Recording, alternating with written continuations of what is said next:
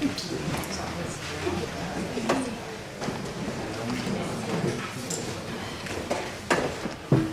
delivering my son from me, I bury a second husband. And I am going, madam, before my father's death anew. But I must attend his majesty's command, to whom I am now a lord, evermore in subjection. You shall find of the king a husband, madam, you, sir, a father. What hope is there of his majesty's amendment?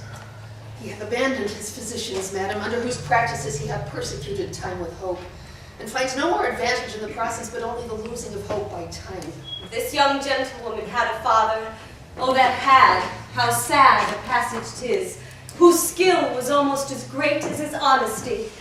Had it stretched so far, it would have made nature immortal, and death should have play for lack of work. Would for the king's sake he were living. How called you the man you speak of, madam? He was famous in his profession, Gerard de Narbonne. He was excellent indeed, madam. The king very likely spoke of him admiringly and mourningly. What is it the king languishes of? A fistula, my lord. I heard not of it before. I would it were not notorious. Was this gentlewoman the daughter of Gerard de Narbonne? His sole child, and bequeathed to my overlooking. I have those hopes of her good that her education promises. Her disposition she inherits, which makes fair gifts fairer. In her, they are better for their simpleness. She derives her honesty and achieves her goodness. Your commendations, madam, yet from her tears. The remembrance of her father never approaches her heart, yet the tyranny of her sorrows takes all livelihood from her cheek. No more of this, Helena. Go to no more, lest it be rather thought you affect a sorrow than have I it. do affect a sorrow, indeed. But I have it, too. Moderate lamentation is the right of the dead. Excessive grief the enemy to the living. If the living be enemy to the grief, the excess makes it soon mortal. Madam, I desire your holy wishes. How understand you that? Be thou blessed, Bertram, and succeed thy father in manners as in shape. Thy blood and virtue contend for empire in thee, and thy goodness share with thy birthright. Love all, trust a few, and do wrong to none. Be able for thine enemy rather in power than use, and keep thy friend under thy own life's keep. Be checked for silence, but never taxed for speech. What heaven more will, that thee may furnish and my prayers plucked down fall on my head. Farewell. 'Tis an unseasoned courtier, advise him. He cannot want the best that shall attend his love. Oh, heaven bless him. Farewell, Bertram. The best wishes that can be forged in your thoughts be servants to you.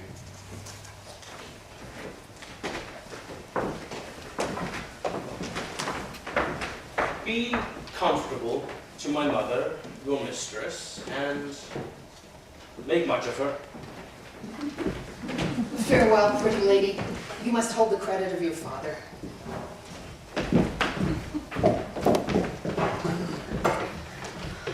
Oh, were that all? I think not on my father. And these great tears grace his remembrance more than those I shed for him. What was he like? I have forgot him. My imagination carries no favor in it but Bertram's.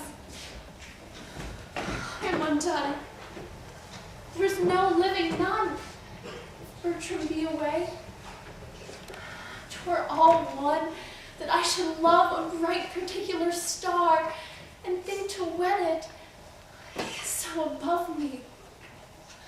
His bright radiance and collateral light, must I be comforted?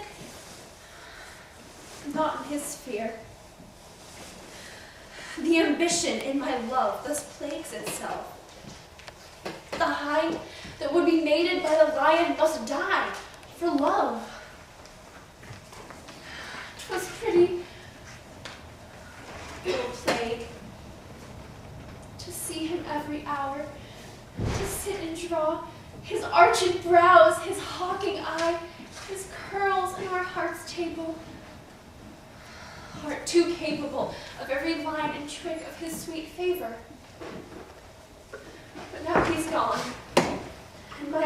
idolatrous fancy must sanctify his relics.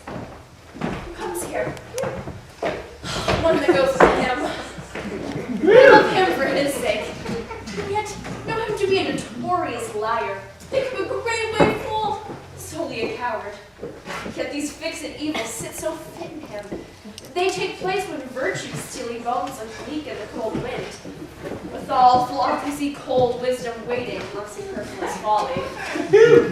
Save you, fair queen. And you, monarch? No. And no. Are you meditating on virginity? You have some stain of soldier in you. Let me ask you a question. Man is enemy to virginity. How may we, Barcado, it up against him? Keep him out. But he assails, and our virginity, though valiant, in the defense, yet is weak. Unfold to us some warlike resistance.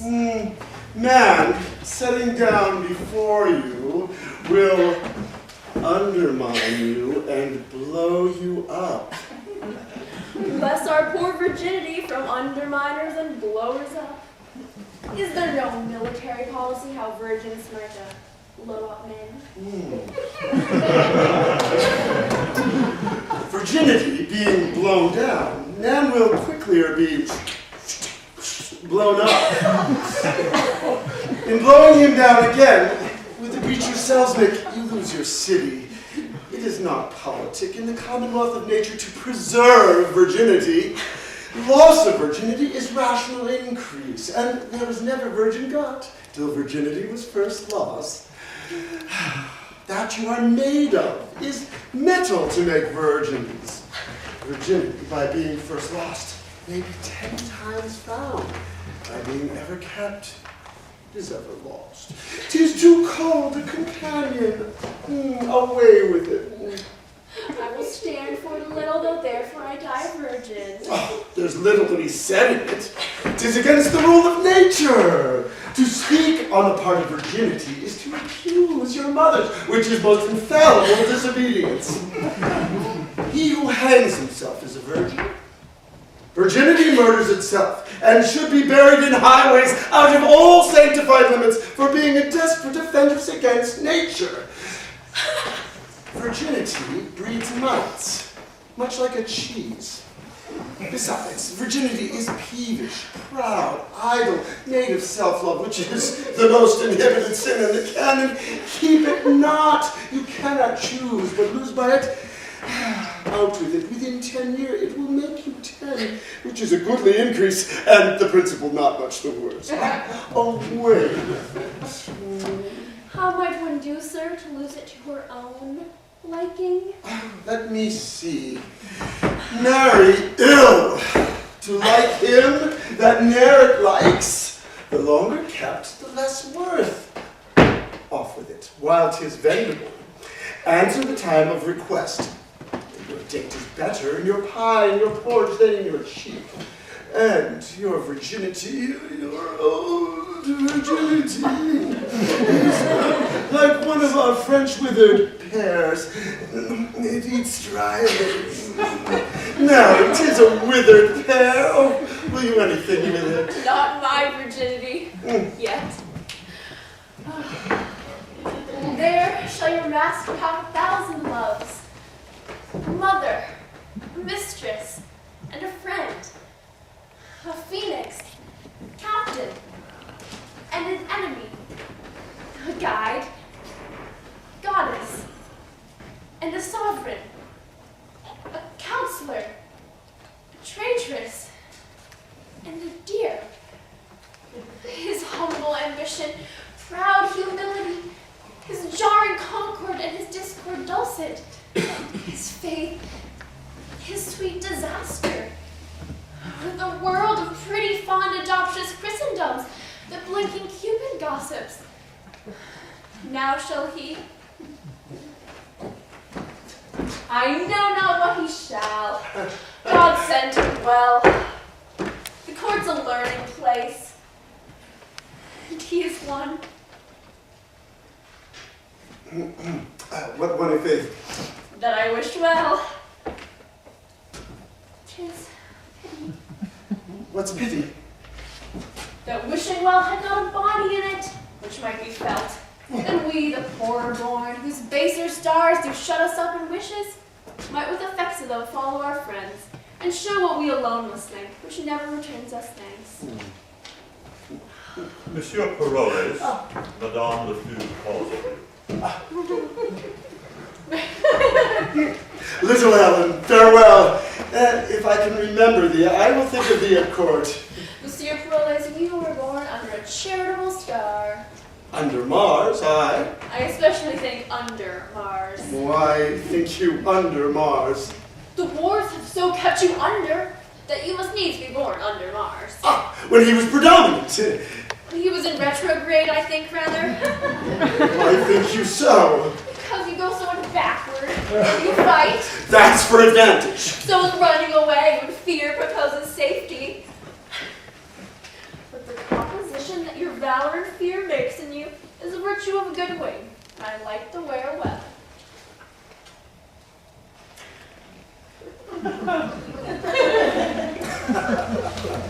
I'm so full of businesses I cannot answer thee acutely.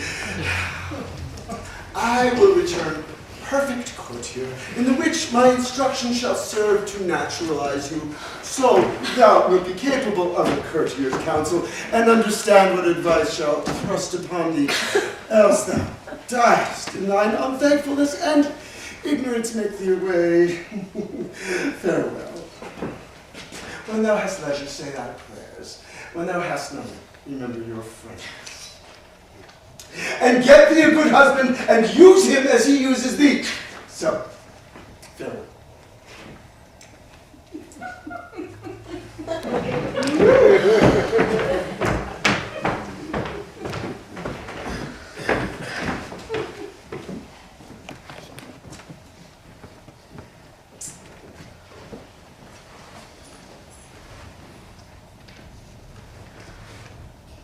Our remedies oft in ourselves do lie, which we ascribe to heaven.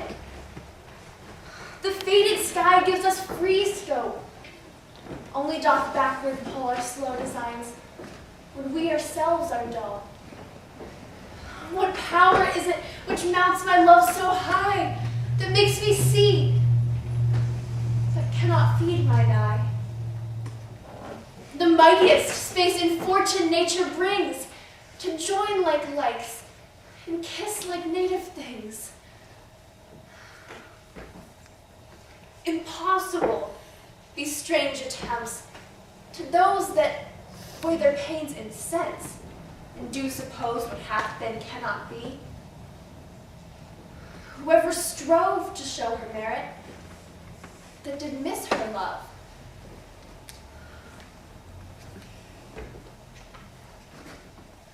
The king's disease. My project may deceive me, but my intents are fixed and will not leave me.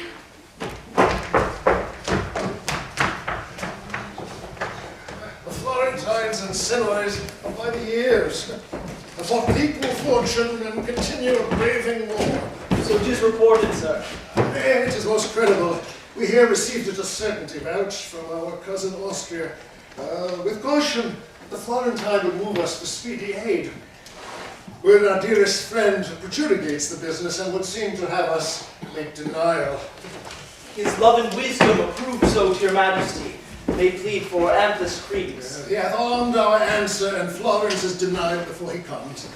Yet, for our gentlemen who mean to see the Tuscan service, freely have they leave to stand on either part. It may well serve a nursery to our gentry, who are sick for breeding and export. Whence he comes here? It is the Count Brazilian, my good lord, young Bertram. Youth, thou bearest thy father's face. Frank nature, rather curious than in haste, hath well composed thee. Thy father's mortal parts mayst thou inherit too. Welcome to Paris. My thanks and duty are your majesty's. I would I had that corporal soundness now, as when my father and myself in friendship first tried our soldiership. He did look far into the service of the time and was discipled of the bravest.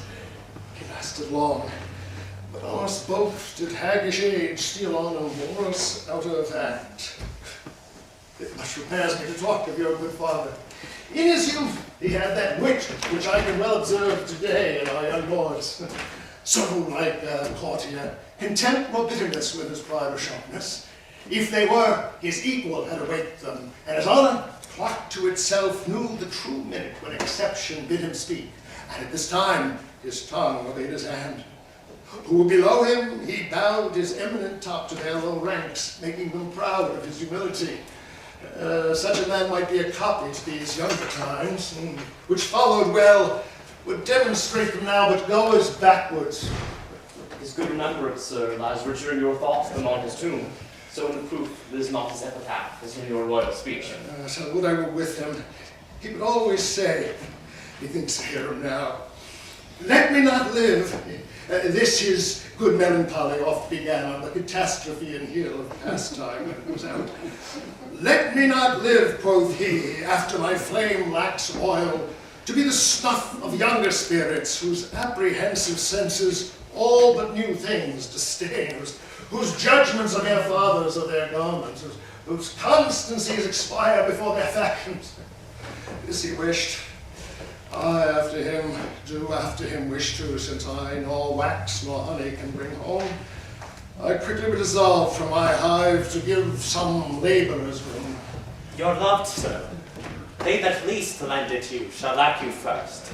Well, I fill a place, I know it. How long is it, Count, since the physician at your father's died? He was much famed. Some 6 months since, my lord. If he were living, I would try him yet. The rest have worn me out with several applications.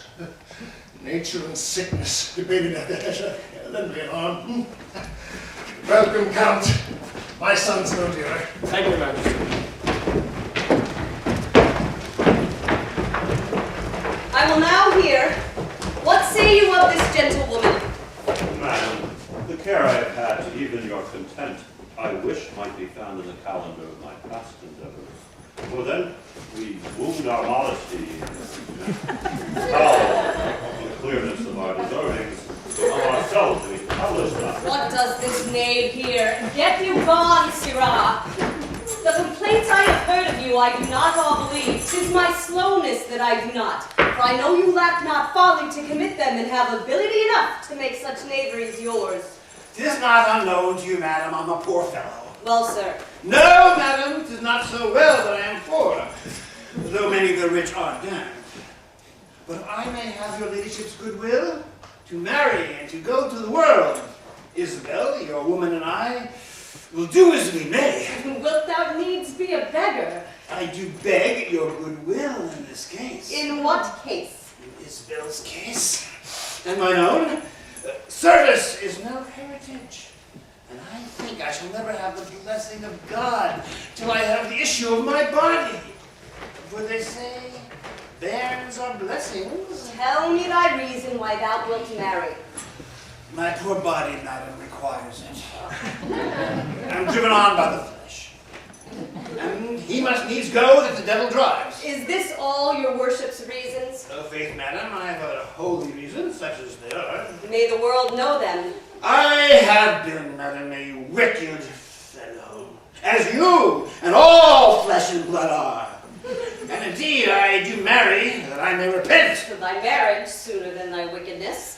I'm out of friends, madam, and hope to have friends for my wife's sake. Such friends are thine enemies, knave. You are shallow, madam, great friends.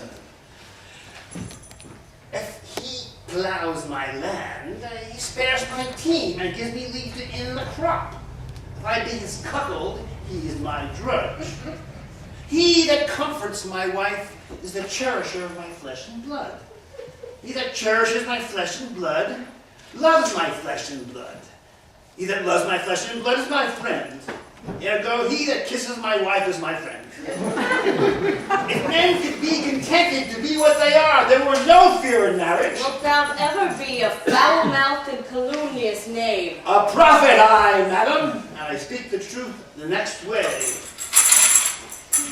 For I the ballad will repeat, which men full true shall find.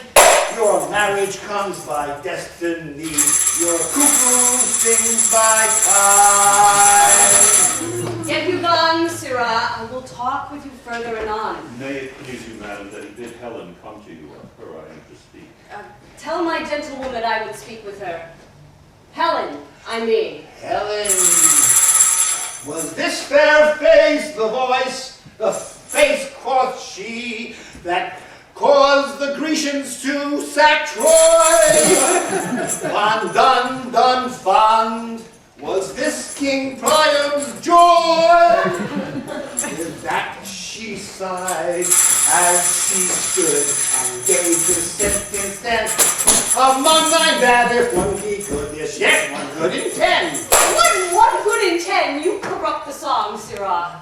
1 good woman in 10, madam, which is a purifying of the song. If we might have a woman, good woman born, but for every blazing star and an earthquake, 'twould mend the lottery well. You'll be gone, Sir Knave, and do as I command you. Oh, that man should be at woman's command! I'm going, forsooth. The business is for Helen to come hither. Well now, I know, madam, you love your gentlewoman entirely. faith I do. Her father bequeathed her to me, and she herself, without other advantage, may lawfully make title to as much love as she finds. Madam, I was very late more near to her than I think she wished me. Alone she was, and did communicate to herself her own words to her own ears. She thought I dared vow for her, they touched not any stranger sense.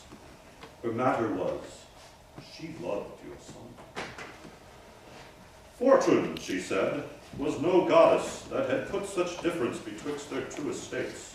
Love no god, who would not extend his might only where qualities were level.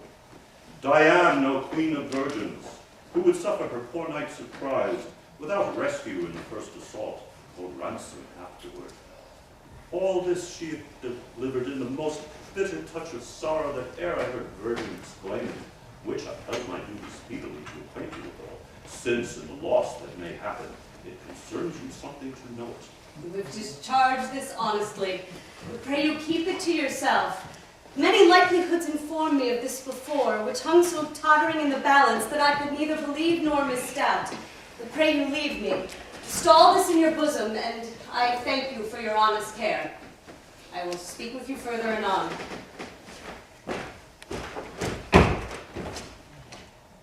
Even so it was with me when I was young.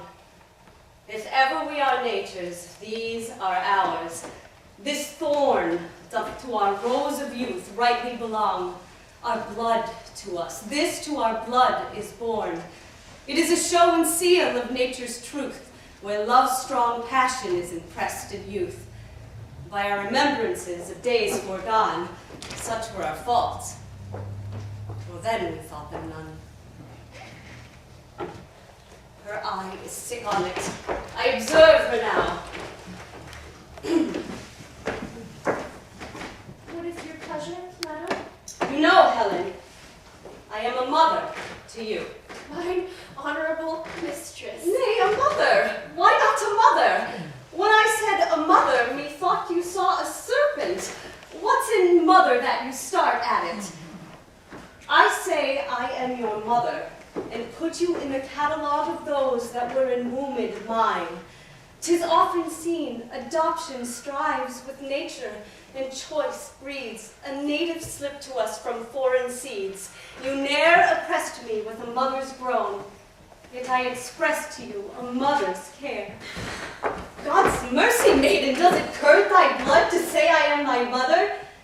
What's the matter? That this distempered messenger of wet, that many-colored iris rounds thine eye. Why? That you are my daughter. That I am not. But I say I am your mother. Pardon, madam. The Count Basilian cannot be my brother. I am from humble, from honored name. No note upon my parents. It is all noble. My master, my dear lord he is, and I his servant live, and will his vassal die. He must not be my my brother. Nor I your mother. You are my mother, madam. Would you were, so that my lord your son were not my brother. Indeed, my mother. Or were you both our mothers? I care no more for than I do for heaven, so I were not his sister. Can no other? I your daughter? He must be my brother. Yes, Helen. You might be my daughter-in-law. What shield you mean it not, daughter and mother, so strive upon your pulse. What pale again? My fear hath catched your fondness. Now I see the mystery of your loneliness and find your salt tears head. Now to all sense is clear you love my son. Therefore tell me true, but tell me then 'tis so, for look, thy cheeks confesseth the one to the other. Speak, is it so? If it be not, if it be so, you have wound a goodly clue. If it be not, forswear it. However, I charge thee, as heaven shall work in me for thine avail, tell me truly. Good madam, pardon me. Do you love my son? Your pardon, noble mistress. Love you, my son? Do not you love him, madam? Go not about. My love hath a bond in it whereof the world takes note. Come, come, disclose the state of your affection. Then, I confess, here on my knee, before high heaven and you, that before you, and next unto high heaven, I love your son. My friends were poor but honest, so's my love. Be not offended, for it hurts not him that he is loved of me. I follow him not out of any token of presumptuous suit, nor would have him till I do deserve him, yet never know how that deserve should be.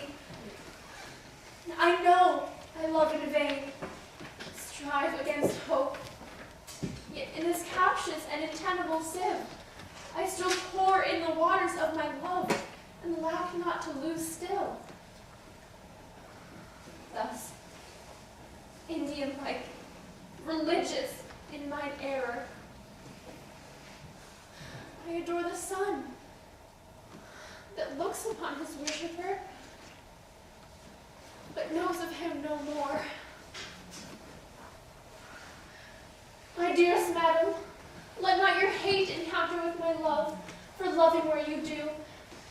But if yourself did ever in so true a flame of liking wish chastely and love dearly, oh, then give pity to her whose state is such that cannot choose, but lend and give where she is sure to lose, that seeks not to find that her search implies, but riddle like live sweetly where she dies.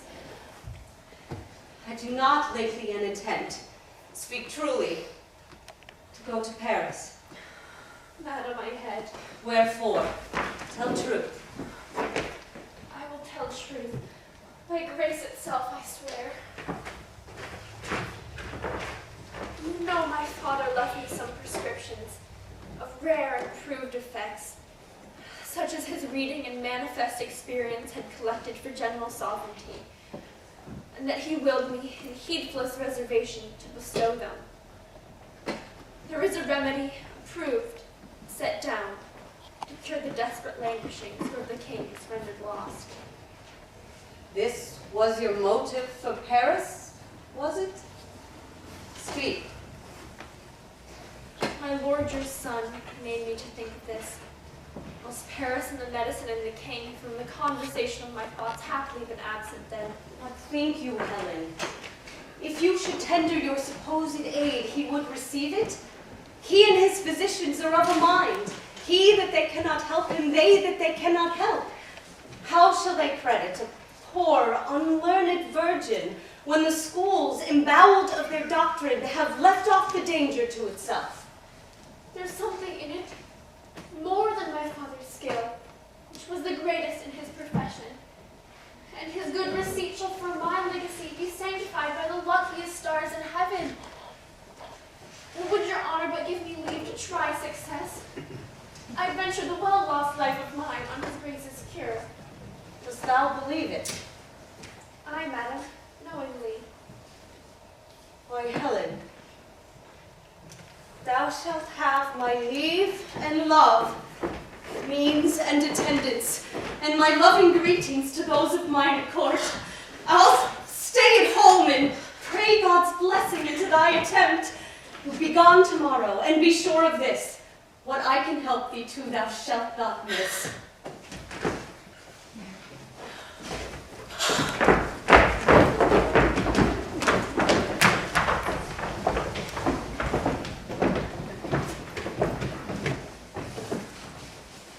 Farewell, young lords. These warlike principles do not throw from you. We hope, sir, after well-entered soldiers, to return and find your grace and help. Well, now it cannot be. Yet, my heart will not confess he owes the malady that doth my life besiege. Farewell, young lords. Whether I live or die, be you the sons of worthy Frenchmen. Let higher Italy see you come not to woo honor, but to wed it. Find what you seek, that fame may cry you loud. I say farewell. Health at your bidding, serve your majesty. Those girls of Italy, take heed of them. They say our French lack language to deny if they demand. Beware of being captives before you serve. Our hearts receive your warnings. Farewell.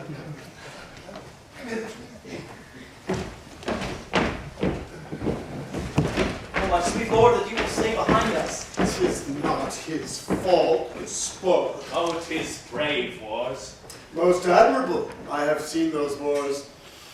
I am commanded here and kept a coil with too young, and the next year, and 'tis too early. If thy mind stand to it, boy, steal away bravely. I shall stay here the forehorse to a smock, creaking my shoes on plain masonry, till honor be bought up, and no sword worn but one to dance with. By heaven, I'll steal away. There's honor in the theft. Committed, Count. I am your accessory, and so, farewell. I grow to you, and our parting is a tortured body. Farewell, Captain. Sweet Monsieur Arose. Ah, noble heroes, my knife and thine are kin. Good sparks and lustrous. A word, good metals.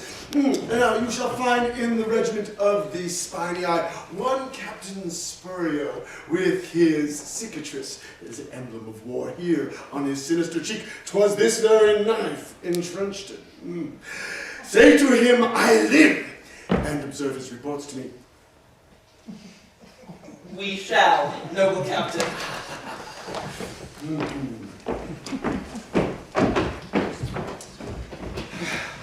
Use a more spacious ceremony with the noble lords. You restrain yourself within the list of too cold in a Jew. Be more expressive to them, for they wear themselves in the cap of the time. And if the devil lead the measure, such are to be followed. After them, and take a more dilated farewell. And I will do so. Worthy fellows, and like to prove most nimble knife fighters. Say, the king. Pardon, my lord, for me and for my tidings. Will you be cured of your infirmity? No. Will you eat no grapes, my royal fox?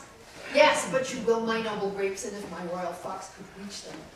I have seen a medicine that's able to breathe life into a stone, quicken a rock, and make you dance canary with sprightly fire and motion, whose simple touch is colorful to erase King Pepin, nay, to give great Charlemagne a pen in his hand and write to her a love letter. What her is this? Dr. She. There's one arrived, my lord, if you will see her, that in her sex, her years, profession, wisdom, and constancy hath amazed me more than I dare blame my weakness. Will you see her, for that is her demand, and know her business? That done, laugh well at me. Now then, madam, bring in the admiration, that we with thee may spend our wonder too. or take off thine by wondering how thou tookest it. Nay, I'll fit you and not be all day neither. Yes, thus sheer special nothing ever prologues. Come your ways. Oh, this haste hath wings indeed. Come your ways. This is his majesty. Say your mind to him. I am Crescent's uncle, that dare leave two together. Fare you well. Now then, fair one, does your business follow us? Aye, my good lord. Gerard de Narbonne was my father, and what he did profess well found. Yes, I knew him. Rather, I will spare my praises of him, knowing him is enough. On his bed of death, many recipes he gave me, chiefly one, which as the dearest issue of his practice, he bade me store up as a triple eye, safer than mine own two, more dear. I have so, and here your high majesty is touched with that malignant cause where my dear father's gift stands chief in power. I come to tender it in my appliance with all bound humbleness. We thank thee, maiden, but may not be so credulous of cure when our most learned doctors leave us, and the congregated college have concluded that laboring art can never ransom nature from its inevitable state. I say we must not so stain our judgment or corrupt our hope to prostitute our past cure malady to appear it, or to dissever so our great self and our credit to esteem a senseless help, when help past sense we deem. My duty then shall pay me for my pains. I will no more enforce mine office on you, humbly entreating from your modest thoughts, a modest one, to bear me back again. I cannot give thee less to be called grateful. Thou thoughst to help me, and such thanks I give, as one near death to those that wish him live. But what in full I know, thou knowest no part. I, knowing all my peril, thou no art.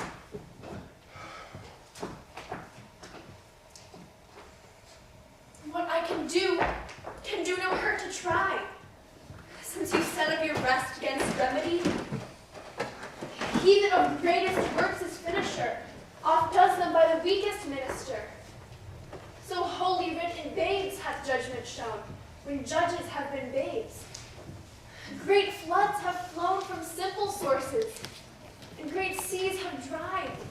The miracles have by the greatest been denied.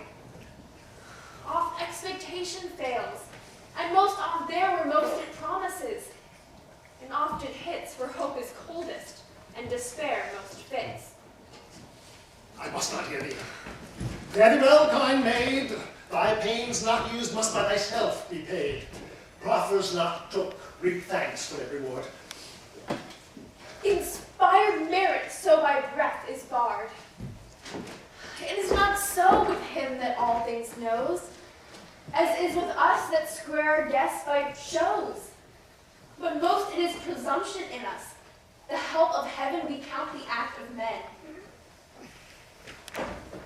Dear sir, to my endeavor give consent. Of heaven, not me, make an experiment. I am not an impostor who proclaim myself against the level of my name. But know I think, and think I know most sure, my art is not past power, nor you past cure. Art thou so confident? Within what space hopest thou my cure? Tax of impudence, a strumpet's boldness, a divulged shame traduced by odious ballads, my maiden's name seared. Otherwise, no worse of worse extended, with vilest torture let my life be ended. Methinks of thee some blessed spirit doth speak his powerful voice within an organ weak. And what impossibility would slay in common sense, saves another way. Thy life is dear. All that life can rate worth name of life in thee hath estimate. Youth, beauty, wisdom, courage, all that happiness and prime can happy call. Without this to hazard, needs must intimate, skill infinite or monstrous desperate. Sweet practicer, thy physics I will try. which menace to thine own death if I die. If I break time, or flinch in property of what I spoke, unpitied let me die, and well deserved, not helping death's my fate. But if I help, what do you promise me? Make thy demand. But will you make it even? Aye, by my scepter and my hopes of heaven. Then shalt thou give me with thy kingly hand what husband in my power I will command. Exempted be from me the arrogance to choose from forth the royal blood of France, my low and humble name to propagate with any branch or image of thy state.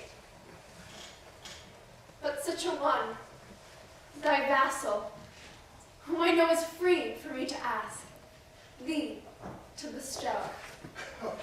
Here is my hand. Premises observed, thy will by my performance shall be served. More should I question thee, and more I must. But more to know could not be more to trust.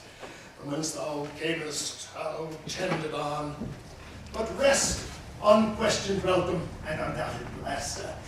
Give me some help here, hope. If thou proceed as high as word, my deed shall match thy deed.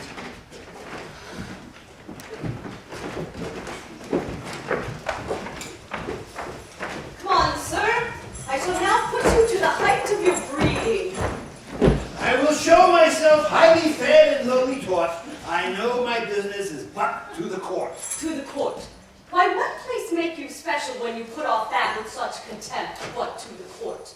Truly, madam, if God hath lent a man any manners, he may easily put it off at court. He that cannot make a leg, put off his cap, kiss his hand, and say nothing, has neither leg, hand, slip, nor cap. And indeed, such a fellow, to say precisely, were not for the court. But for me, I have an answer will serve all men. Mary, that's a bountiful answer that fits all questions. It is like a barber's chair that fits all buttocks. The pin buttock, the crotch buttock, the brawn buttock, or any buttock. Will your answer, sir, fit to all questions? As fit as 10 groats for the hand of an attorney, as your French crown for your taffeta whore, as Tibbs' ring for Tom's forefinger, as a pancake for Shrove Tuesday, a Morris for May Day, as the nail to his pole, the cuckold to his horn, as a scolding queen to a wrangling maid, as the nun's lip to a friar's mouth, nay, as the sausage to his skin. Have you, I say, an answer of such fitness for all questions? From below your duke to beneath your constable, it will fit any question. It must be an answer of most monstrous size that must fit all demands. But not a trifle neither, the faith. Well, here it is, and all that belongs to it. Ask me if I am a courtier. It shall do you no harm to learn. To be young again, if we could. I will be a fool in question, hoping to be the wiser by your answer. I pray you, sir, are you a courtier? Oh, Lord, sir. Well, that's a simple putting off. More, 100 of them. Sir, I am a poor friend of yours that loves you. Oh, Lord, sir. Thick, spare not me. I think, sir, you can eat none of this homely meat. Oh, Lord, sir. Nay, put me to it, I warrant you. You were lately whipped, sir, as I warrant. Oh, Lord, sir. Spare not me. Oh, do you cry, O Lord, sir, at your whipping, and spare not me? Indeed, your O Lord, sir, would be very sequent to your whipping. You would answer very well to a whipping if you were but bound to it. I had worse luck in my life, my old lord, sir. I see things may serve long, but not serve ever. You play the wanton with time to entertain it so merrily with a fool. Oh, Lord, sir. Well, that serves me well again. And ends her to your business. Give Helen this, and urge her to a present answer back. Commend me to my kinsman and my son. This is not much, Not much commendation to them? Not much employment for you. Do you understand me? Most fruitfully, I am there before my legs. Haste you back again. You say miracles are past, and we have our philosophical versions to make modern and familiar things supernatural and causeless. Hence is it that we make trifles of terrors, ensconcing ourselves into seeming knowledge when we should submit ourselves to an unknown fear. Why, 'tis the rarest argument of wonder that hath shot out in latter times. And so 'tis. Relinquished to the artist. So I say, both of Galen and Paracelsus. Oh, a learned and authentic fellow. Right, so I say. That gave him out incurable, Why, there 'tis, so say I too. not to be helped. Aye, so I say, as a man who would be Ready for an uncertain life and sure death. just, you say well, so say I too. I may truly say it is a novelty to the world. It is indeed, and you shall read it in, what do you call that? The showing of a heavenly effect in an earthly act. That's it! I would have said the very same. Oh, your dolphin is not lustier. For me, I speak in respect to the dolphin. Nay, 'tis strange, 'tis very strange. That is the grief and tedious of it. And he's of a most fascinarious spirit that will not acknowledge it to be the Very hand of heaven. Aye, so I say. In a most weak And feeble minister, great power, great transcendence, which should indeed give us further use to be made, that alone the recovery of the king has to be generally thankful. Just I would have said it. You say well. Here comes the king. Well, stay as the Dutchman says, who's able to live for Vermont. Or to the neighbors, not this help. For God, I think so. Go, call before me all the lords in court. Yes, stand, I reserve my libation side, and with this healthful hand, receive a second time the confirmation of my promised gift, which but attends thy naming. Fair one, send forth thine eye. This youthful parcel of noble bachelors stand at my bestowing, for whom both sovereign power and father's voice I have to use. My frank election make, thou hast power to choose, they none to forsake. To each of you one fair and virtuous mistress fall, when love please. Married to each but one. Peruse them well, not one of those but had a noble father. Gentlemen, heaven hath through me restored the king to health. We understand it, and thank heaven for you. I am a simple maid, and there are wealthiest that I protest. I simply am a maid. Please, your majesty, I have done already. The blushes in my cheeks thus whisper me. We blush that thou shouldst choose, but we refused. Make choice and see. Who shuns thy love, shuns all his love in me. Now, Diane, from thy altar do I fly, and to imperial love, that God most high, do my sighs stream.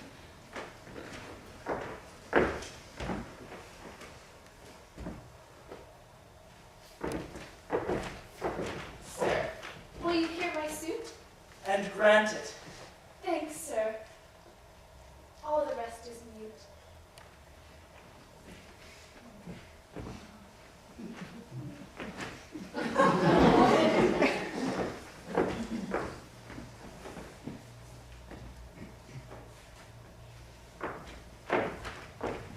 The honor, sir, that flames in your fair eyes, before I speak too threateningly replies. Love make your fortunes 20 times above her that so wishes, and her humble love. No better, if you please. My wish receive, and so I take my leave. Did Polly deny her? If they were sons of mine, I'd have them whipped, or I would send them to the Turk to make eunuchs of.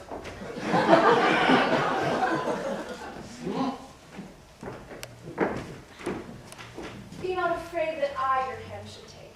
I'll never do you wrong for your own sake. Blessing upon your vows, and in your bed find fair fortune, if you ever wed. These boys are boys of ice. They'll not have her. Sure, they are bastards to the English, the French, and our Gotland. You are too young, too happy, and too good. to make yourself a son out of my blood. Fair one, I think not so. There's one great yet.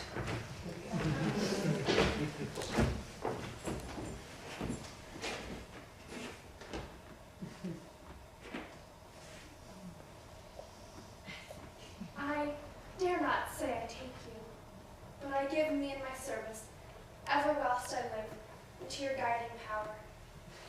This is the man. Why then, young Bertram, take her. She's thy wife. My wife, my liege? I shall beseech your highness. In such a business, give me leave to use the help of mine own eyes. And knowest thou not, Bertram, what she has done for me? Yes, my good lord, but never hope to know why I should marry her. Oh, no, she has raised me from my sickly bed. What follows is, my lord, to bring me down. Must answer for your raising? I know her well. She had her breeding at my father's charge. A poor physician's daughter, my wife, disdained by the corrupt me ever. 'Tis what title thou disdainst in her, which I can build up. Strange is it that our bloods of colour, weight, and heat, poured all together would quite confound distinction, and yet stand off in differences so mighty. If she be all that is virtuous, save what thou dislikest a poor physician's daughter, thou dislikest a virtue for the name, but do not so. From lowest place, when virtuous things proceed, the place is dignified by the doer's deed. Good alone is good without a name. Vileness is so that the property by what it is should go not by the title. She is young, wise, fair. In these to nature she's immediate heir, and these breed honor. Honors thrive when rather from our acts we them derive than our foregoers. What should be said? If thou canst like this creature as a maid, I can create the rest. Virtue and she is her own dower, honor and wealth for me. I cannot love her, nor will strive to do it. Thou wrongest thyself if thou shouldst strive to choose. That you are well restored, my lord. I'm glad. Let the rest go. My love is at stake. Here, take a hand, thou scornful boy. Unworthy this good gift, that dost in vile misprision shackle up my love and her desert. Canst thou dream that we, poising us in her defective scale, shall weigh thee to the beam? Who wilt not know it is in us to bear thine honor we choose to have it grow. Check thy contempt. Obey our will which travails in thy good. Believe not thy disdain, but presently do thine own fortunes that obedient right which both thy duty owes and our power claims, or I will throw you from my care forever into the staggers and the careless lapse of youth and ignorance, both by revenge and hate, loosing on thee in the name of justice without all terms of pity. Speak, thine answer.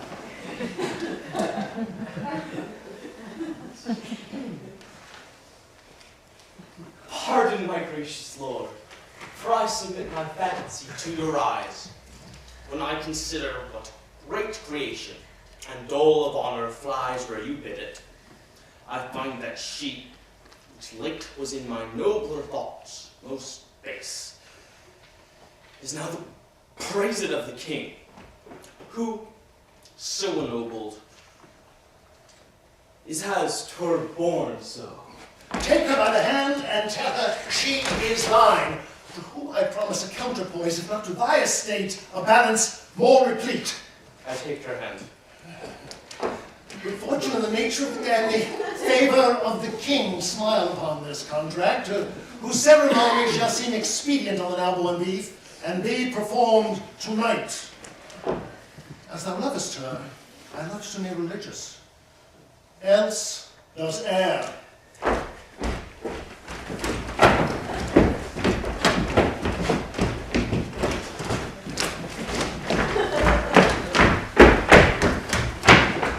Monsieur, a word with you.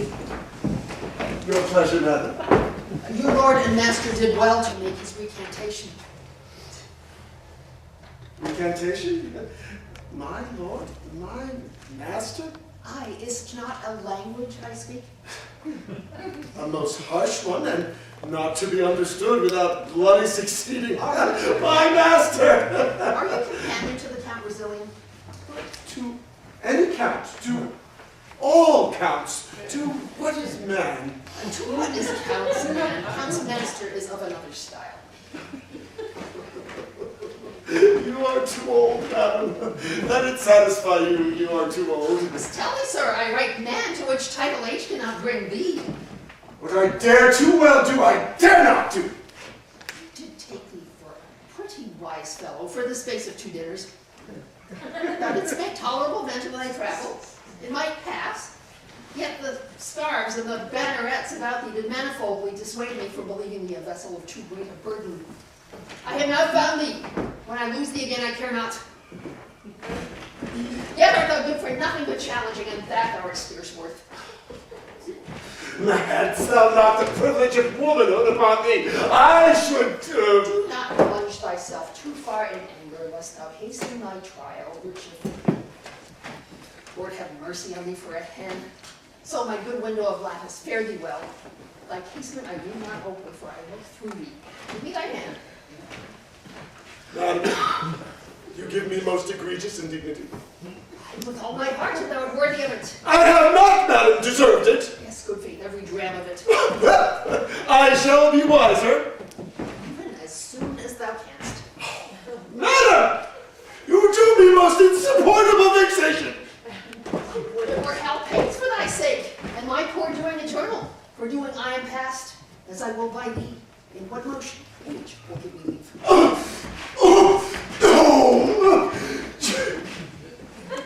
You have a son, shall take this disgrace off me!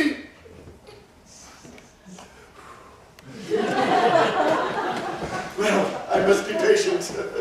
There is no fettering of authority. I'll beat her by my life! Oh, if I could meet her with any inconvenience, oh, were she double a lady! I'll have no more pity of her age than I would of a... I'll beat her if I could but meet her again! Sarah!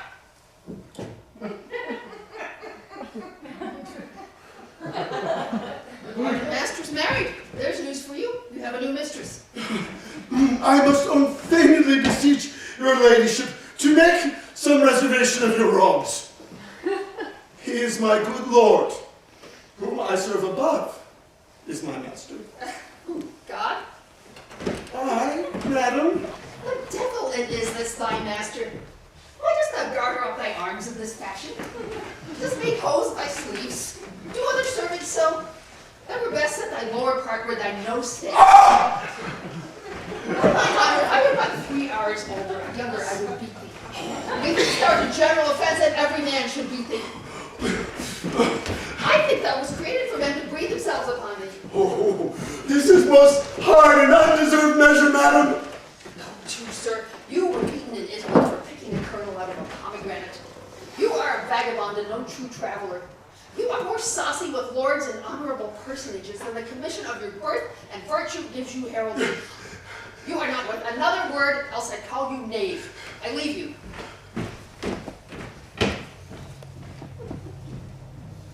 Good. Very good.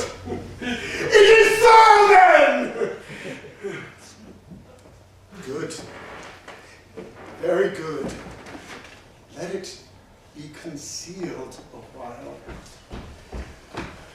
I'm done, forfeited to cares forever. Well, what's the matter, sweetheart? Only before the solemn priest I have sworn, I will not bed her. What? What, sweetheart? Oh, my paroles, they have married me.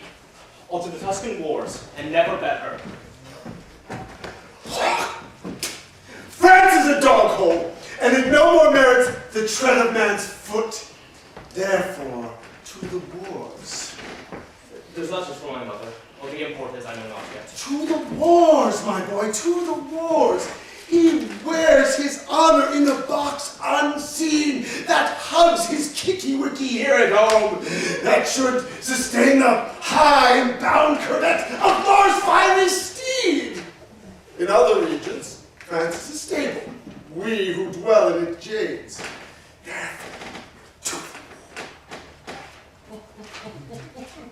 It shall be so. I'll send her to my house, acquaint my mother with my hate to her, wherefore I have fled, write to that grim king that which I durst not speak. His present gift shall furnish me to those Italian fields where noble fellows strike. War is no strife to the dark house and the detested wife. Will this capriccio hold in thee? Art sure? Come with me to my chamber and advise me. I'll send her straight away. Tomorrow, all to the wars, she to her single sorrow. Why these balls bound? 'Tis hard. Oh, there's noise in it. A man that is married is a man that's marred. Therefore, away, leave her bravely, go. The king has done thee wrong. But hush, 'tis so. My mother greets me kindly. Is she well? The Countess is not well, but yet she has her health. She's very merry, but yet she's not well. But let's begin. She's well, has nothing in the world, but yet she's not well. If she be very well, what does she ail that she's not very well? Well, truly, she's very well indeed, but for two things. What two things? One, that she's not in heaven with the gods send her quickly. The other, that she's on earth, from whence God send her quickly. Bless you, my fortunate lady. I hope, sir, I have your goodwill to have mine own good fortunes. You had my prayers to lead them on, to keep them on heaven's still. Oh, my name, how does my old lady? So that you had her wrinkles and I her money. And what she did as you say. Why, I say nothing. Marry, you're the wiser man. For many a man's tongue shakes out his master's undoing. To say nothing, to do nothing, to know nothing, and to have nothing is to be a great part of your title, which is within a very little of nothing. Away, thou art a knave!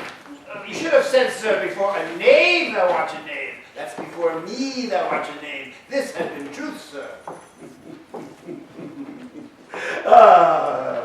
Go to, thou art a witty fool. I have found thee. Oh, did you find me in yourself, sir, or were you taught to find me?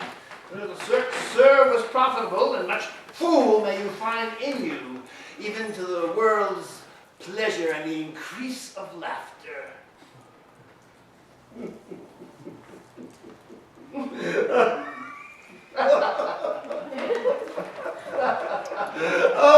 Good knave, faith, and well fed. Madam, my master will go away. Tonight, a serious business calls on him. The great prerogative and right of love, which, as you do, he does acknowledge, but puts it off to a compelled restraint, whose want and whose delay is strewed with sweets, which they distill now in the curbed time to make the coming hour o'erflow with joy and pleasure drown the brim. What's his will else? That you take your instant leave of the king, making strengthened with what apology you think may make it probable need. What more commands he? That having this obtained, that you presently await his further pleasure. In everything I wait upon his will. I pray you.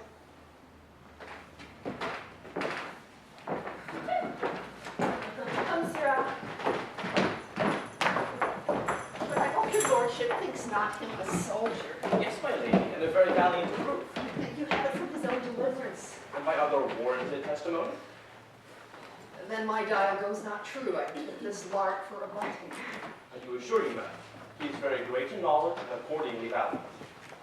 I have then sinned against his experience and trespassed against his valor, and my state that way is perilous, since I cannot yet find in my heart to repent.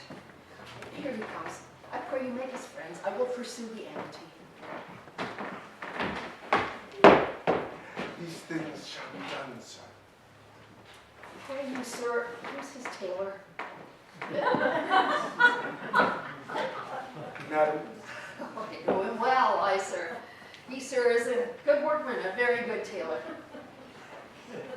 Is she gone to the king? She is, And will she away tonight? as you will have her. I have writ my letters, and tonight I should take possession of my bride, and ere I do begin. A good traveler is something at the latter end of the dinner. One that lies 3/3 and uses a known truth to pass 1,000 nothings with should be once heard and thrice beaten. God save you, Captain. Is there any unkindness between my lord and you, madam? I know not how I have deserved to run into Madame's displeasure. You have made shift to run into it, boots and spurs and all, like him that leaped into the custard! It may be you have mistaken him, madam. And shall do so ever, though I took him at his prayers. Very well, my lord, and believe this of me, there can be no kernel in this light, not the soul of this man is his clothes. Trust him not in matter of heavy consequence. Farewell, monsieur. I have spoken better of you than you have, or will to deserve at my hand. For we must do good against evil. Oh, an idle lady, I swear. I think not so. Why? Do you not know her? Yes, I do know her well, and common speech gives her a worthy pass. Here comes my clog.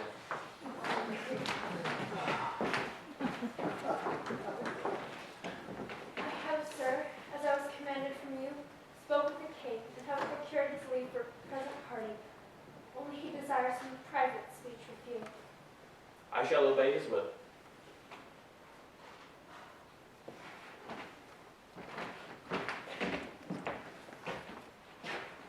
You must not marvel, Helen, at my course, which holds not color with the time.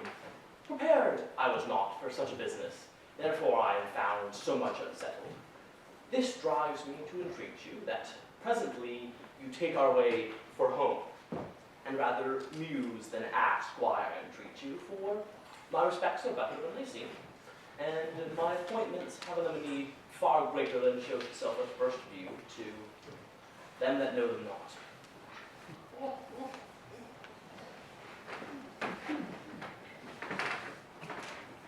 This to my mother. 'Twill be 2 days ere I shall see you, so I leave you to your wisdom. Sir, I can nothing say but that I am your most obedient servant. Come, come. No more of that. And ever shall, with true observance, seek to eke out that wherein toward me my homely stars have failed to equal my great fortune. Let that go. My haste is very great. Farewell. Hie home. Pray, sir, your pardon.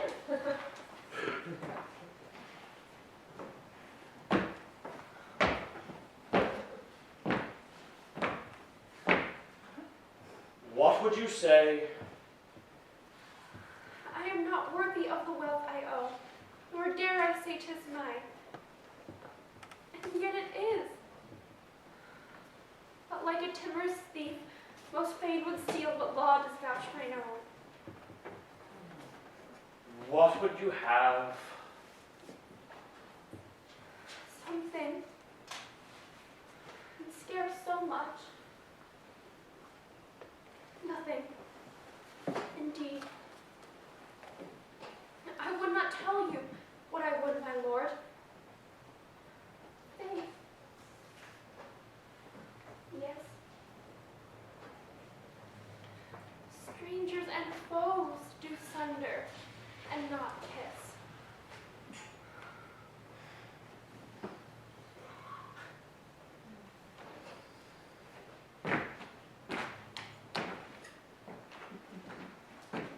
I pray you, stay not, but in haste to embark.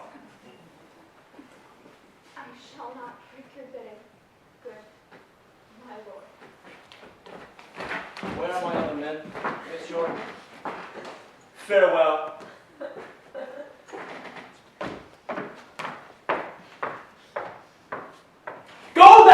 towards home, where I will never come, whilst I can shake a sword or hear the drum. Away, and for our flight. Bravely, Crucio! It had happened all as I would have had it, save that he comes not along with her. By my truth, I take my young lord to be a very melancholy man. Why, what observance, I pray you? Why, he will look upon his boot and sing, ask questions and sing, pick his teeth and sing. I know a man had this trick of melancholy, sold a goodly manor for a song. Let me see what he writes and when he means to come. I have no mind to Isabel since I was at court. Our Isabels of the country are nothing like your Isabels of the court. The brains of my cupids knocked out, and I begin to love as an old man loves money, with no stomach. What have we here? E'en that you have there. I have sent you a daughter-in-law. She hath recovered the king and undone me. I have wedded her, not feted her, and sworn to make the knot eternal. You shall hear I am run away. Know it before the report come. If there be breath enough in the world, I will hold a long distance, my duty to you, your unfortunate son, Bertram. This is not well. Rash and unbridled boy, to fly the favors of so good a king, to pluck his indignation on my head by the misprisings of a maid too virtuous, or for the contempt of empire. Oh, madam, yonder's heavy news within between your gentlewoman and my young lady. What is the matter? Nay, nay, nay, there's some comfort in the news, some comfort. Your son will not be killed so soon as I thought he would. What should he be killed? So say I, madam, if he run away, as I hear he does. The danger is in standing to it. That's the loss of men, though it be the gaining of children. But here they come, we'll tell you more. For my part, I only hear your son was run away. Save you, good man. No. My lord is gone. Forever gone. Do not say so. Think upon patience, I pray you. I have felt so many quirks of joy and grief, but the first face of neither on the start can woman me unto it. Where is my son, I pray you? Madam, he's gone to serve the Duke of Florence. I met him through the word of defense I came in, and after some dispatch at court, thither I bend again. Look on his letter, madam. He wants my passport. When thou canst get the ring upon my finger, which never shall come off, and show me a child begotten of thy body that I am father to, then call me husband. But in such a then, I write a never. This is a dreadful sentence. Brought you this letter? I, madam, and for conscience sake, am sorry for my grief. I prithee, lady, have a better cheer. If thou engrossest all the griefs of thine, thou robb'st me of a moiety. He was my son, but I do wash his name out of my blood, and thou art all my child. Towards Florence is he, Aye, madam. and to be a soldier. Such is his noble purpose, and believe that the Duke will lay upon him all honor that would convenience him. To return you thither. Aye, madam, the swiftest way to speed. Till I have no wife, I have nothing in France. Find you that there? Aye, madam, 'tis but the boldness of his hand haply which his heart was not consenting to. Nothing in France until he has no wife. There's nothing here that's too good for him, but only she. And she deserves a lord that 20 such rude boys might tend upon and call her hourly mistress. Who was with him? A servant only, and a gentleman, for I've sometime known. Parolles, was it not? Aye, my good lady. Oh, a very tainted fellow and full of wickedness. My son corrupts a well-derived nature with his inducement. Indeed, good lady, he is a deal of that too much. I will entreat you when you see my son, to tell him that his sword can never win the honor that he loses, and more I'll entreat you written to bear along. Madam, I serve you in that and all the worthiest affairs.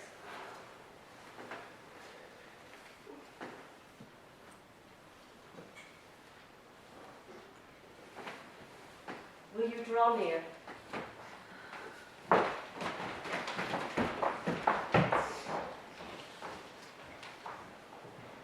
I have no wife.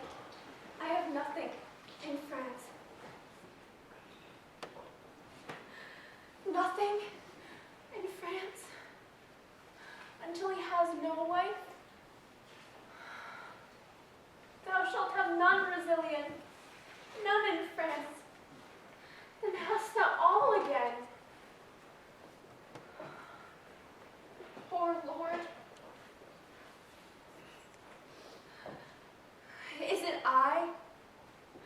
chase thee from the sportive court, where thou wast shot at with fair eyes, to be the mark of smoky muskets?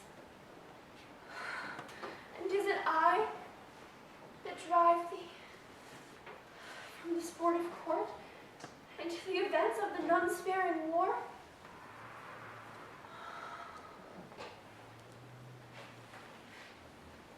O you leaden messengers that ride upon the violent speed of fire, fly with false aim, move the still peering air that sinks with piercing.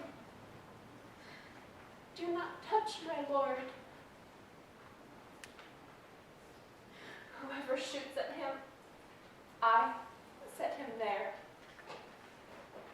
And though I kill him not, I am the cause his death were so affected.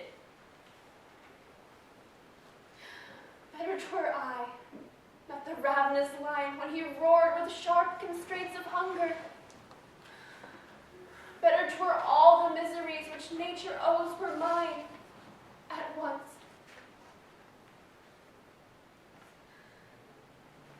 No. Come thou home, Brazilian. I will be gone. My being here it is that holds thee hence. Shall I stay here to do it? No, no. Although the air of paradise did fan the house, and angels officed all. I will be gone. The pitiful rumor may report my flight to consolate thine ear. Come, night and day, for with the dark, poor thief, I'll steal away.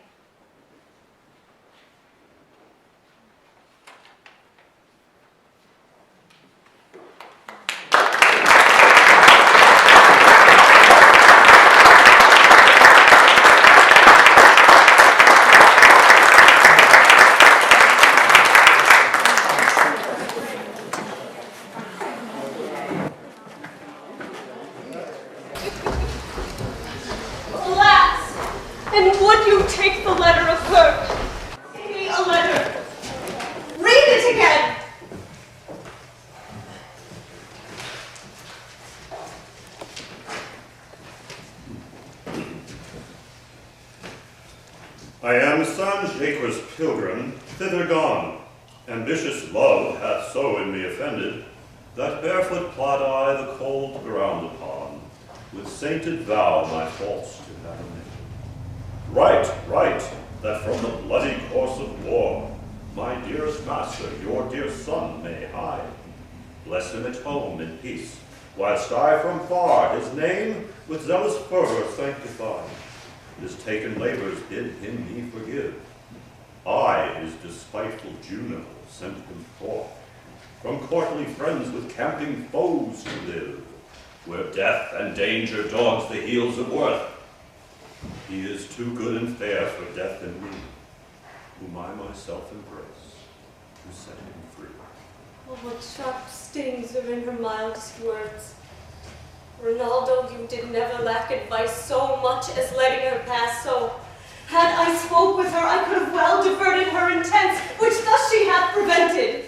Pardon me, madam, if I had given you this at overnight, she might have been o'ertaken, and yet she writes pursuit would be but vain. What angel shall bless this unworthy husband? He cannot thrive, unless her prayers, whom heaven delights to hear and loves to grant, reprieve him from the wrath of greatest justice. Right, Rinaldo, to this unworthy husband of his wife. Let every word weigh heavy of her worth, that he does weigh too light. My greatest grief, though little he do feel it, set down sharply, dispatch the most convenient messenger. When haply he shall hear that she is gone, he will return, and hope I may that she, hearing so much, will speed her foot again, led hither by pure love. Which of them both is dearest to me, I have no skill and sense to make distinction. To find this messenger! My heart is heavy and mine age is weak. Grief would have tears, and sorrow bids me speak. Nay, do go first the city, we shall lose all the sight. They say the French count has done most honorable service. It is reported he has taken their greatest commander, but his own hand, he's still the Duke's brother. Oh, we lost our labor. They're going contrary way. We know what the trouble is. Come, let us return and suffice ourselves with the report of it. Well then, take heed of this French earl, for the honor of a maid is in her name, and there's no legacy so rich as honesty. I've told my neighbor how you've been solicited by a gentleman, his companion. I know that knave. Hang him. One Peroles, a filthy officer he is in those suggestions for the young earl. Beware of them, their promises, enticements, oaths, tokens, and all these engines of lust, for these are not the things they go under. Many a maid hath been seduced by them, and the misery so terrible that shows in the wreck of maidenhood cannot for all that dissuade succession, but that they are limed by the twigs that threaten them.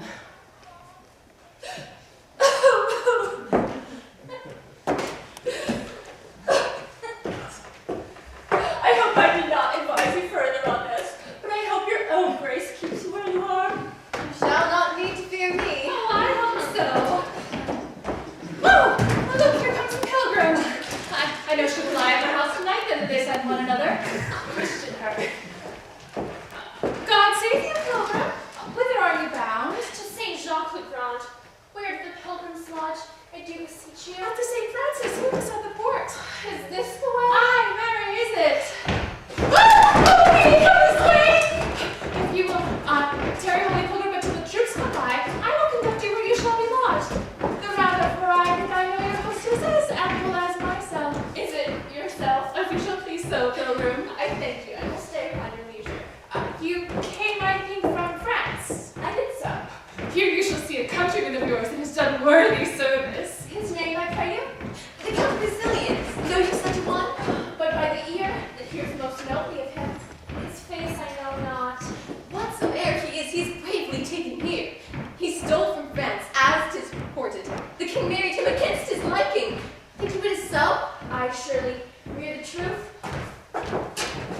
I know his lady. There is a gentleman that serves the count. Reports, but coarsely of her. What's his name? Monsieur, Rollies. Oh, I believe of him. An argument of praise. Or to the worth of the great count himself, that she is too mean to have her name repeated. All her deserving is reserved honesty, and that I have not heard examined. Alas, poor lady, 'tis a hard bondage to become the wife of a detesting lord. I warrant, good creature, wheresoe'er she is, her heart weighs sadly. This young maid might do her a shrewd turn if she pleased. How do you mean? Maybe the amorous count solicits her in the unlawful purpose?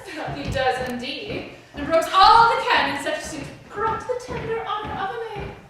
But she is armed for him, and keeps her guard in honestest defense. The gods forbid else. Oh, so now they come! That is Antonius' eldest brother, or son. That is Basilius, which is a Frenchman. He hath the plume. 'Tis a most gallant fellow. I wish he loved his wife. If he were honester, he were much goodlier. Is it not a handsome gentleman? I like him well. I wish he loved his wife. Yon's that same knave that leads him these places. Were I his maiden, I'd poison that vile rascal. Which is he? That jackanapes with scarves. Why is he melancholy? Perchance he's hurt in battle?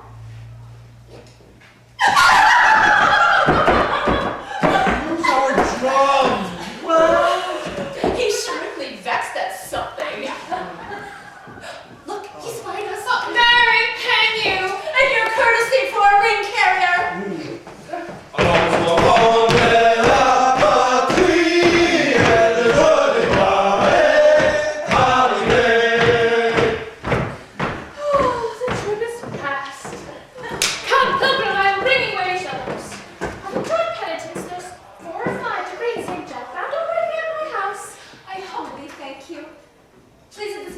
and this gentle maid to eat with us tonight, the charge of thanking shall be for me. And to requite you further, I will bestow some precepts on this virgin, worthy the note. We will take your offer kindly.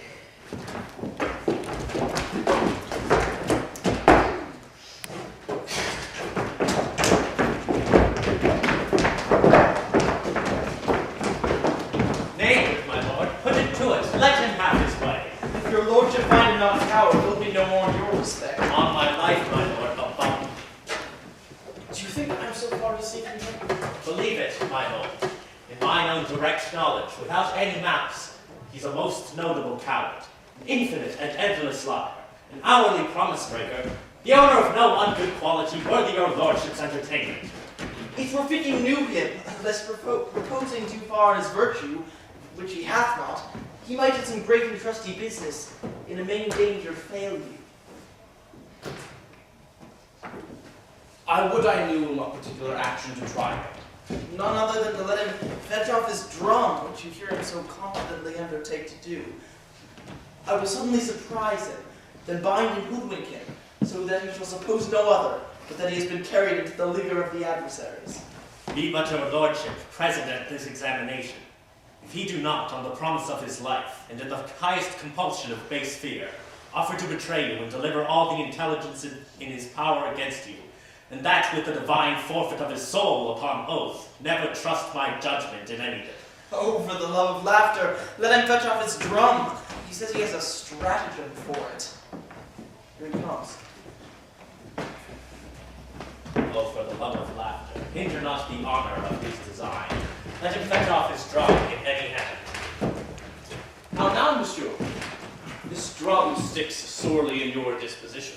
A pox on it, let it go. 'Tis but a drum. But a drum! Is it but a drum? A drum so lost! There was excellent command to charge in on our horse upon our own wings and to rend our own soldiers. That was not to be blamed in the command of the service. It was a disaster of war that Caesar himself could not have prevented if he had been there to command. We cannot greatly condemn our success. Some dishonor we have in the loss of that drum, but it is not to be recovered.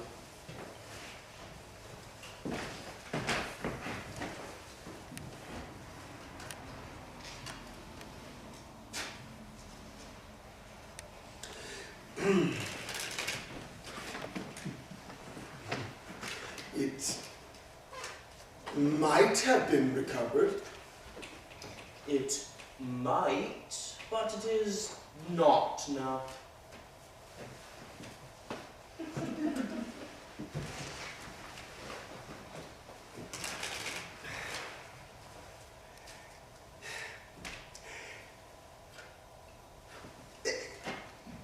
It is to be recovered.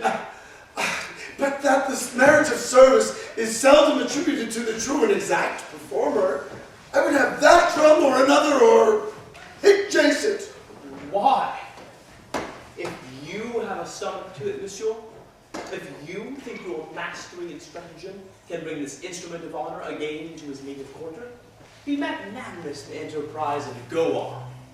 I shall grace the attempt for a worthy exploit. And if you speed well in it, the Duke shall extend to you what foremost becomes his greatness, even to the utmost syllable of your worthiness.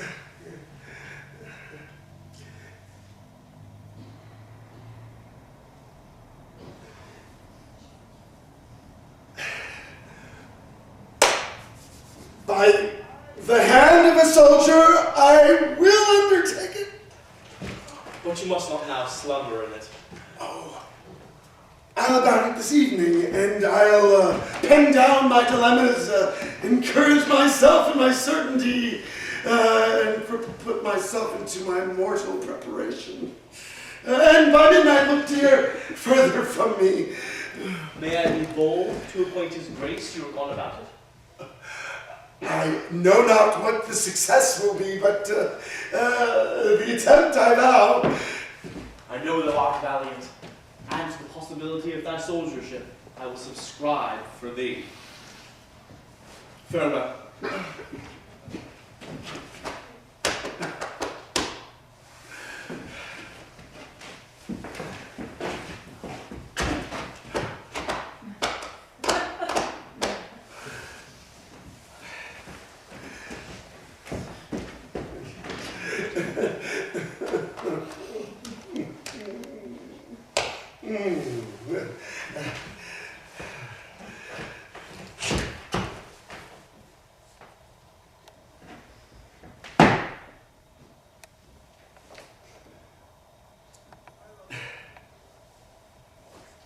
I love not many words.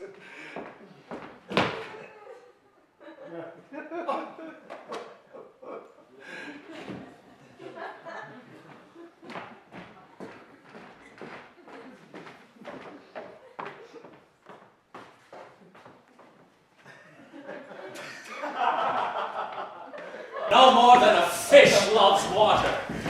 Is not this a strange fellow, my lord, that so confidently seems to undertake this business which he knows is not to be done? You do not know him, my lord, as we do. Certain it is he will steel himself into a man's favor, and for a week escape a great deal of discoveries. But when you find him out, you have him ever after. Why, do you think he'll make no deed at all? This that he so seriously does address himself unto? None in the world, but return with an invention, and clap upon you 2 or 3 probable lies. You shall see his fall tonight. I must go look my twigs. He shall be caught. Your brother shall go along with me. As it please your lordship, I'll leave you. Now, will I take you to the house and show you the lass I spoke of? But you say she's honest? That's all the fault. I spoke with her but once and found her wondrous cold. But I sent to her, by this same coxcomb that we have in the wind, tokens and letters, which she did resend. And that is all I have done. She's a fair creature. Will you go see her? With all my heart, my lord. If you misdoubt me that I am not she, I know not how I shall assure you further. I shall lose the grounds I work upon. Though my estate be fallen, I was well born. Nothing acquainted with these businesses, and would not put my reputation now in any stinging act. Nor would I wish you. First give me trust the county is my husband. And what your sworn counsel I've spoken is so, from word to word. I should believe you, for you show me that which well approves your great fortune. Take this purse of gold, and let me buy your friendly help thus far, which I will overpay and pay again when I have found it.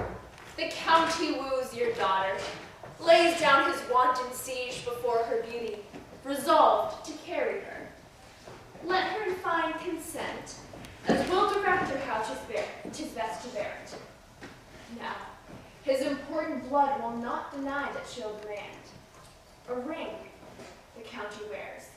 The downer hath succeeded in his house from son to son, some 4 or 5 descents since the first father wore it. This ring he holds in most rich choice, yet in his idle fire, to buy his will, it would not seem too dear, however repented after. Now I see the bottom of your purpose. You see it lawful then. It is no wonder that your daughter, ere she seems as one, desires this ring. Appoint some end encounter. If find delivers me to fill the time, herself most chastely absent. After this, to marry her, I'll add 3,000 crowns to what is past already.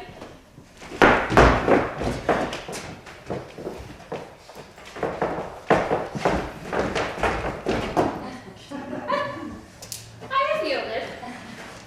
Instruct my daughter how she shall persever, that time and place that this deceit so lawful may prove coherent. Every night he comes with music of all sorts and songs composed to her unworthiness. Nothing chides us, nothing steals us to chide him from our ease, for he persists as if his life lay on it. Why then tonight, let us essay our plot, Which, if it speak, is wicked meaning in a lawful deed, and lawful meaning in a lawful act, where both not sin, and yet a sinful fact. But let's about it.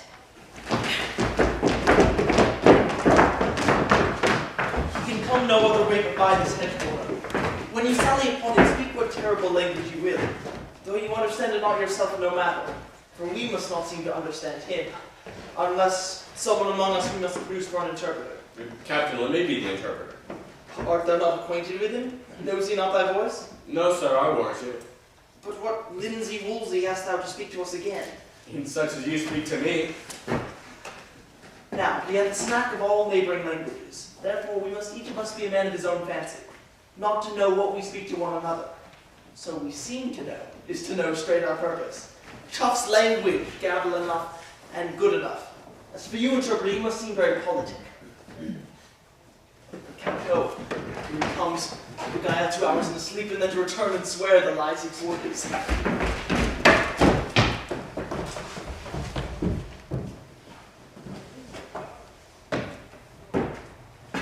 10 o'clock. Within these 3 hours, 'twill be time enough to go home. What shall I say I have done? Oh, it must be a very plausive invention that carries it. They begin to smoke me, and disgraces have of late knocked too often at my door. Oh, I find my tongue is too idle, and my heart hath the fear of Mars in it, not daring the reports of my tongue. This is the first truth that our own tongue was guilty of. What the devil should move me to undertake the recovery of this drum? Being not ignorant of the impossibility, and knowing I had no such purpose. I must give myself some hurts, and say I got them in some exploit. Yet slight ones will not carry it. Oh, they will say, oh, gave you off with so little. And great ones I dare not give. Wherefore, what's the instance? Is it possible he should know what he is and be that he is? Oh, I would that the cutting of my garments would serve the turn, or the breaking of my Spanish knife. We cannot let you off so lightly. Or to drown my clothes and say I was stripped. Hardly serve. Though I swore I leaped from the window of the citadel. How deep? 30 fathom.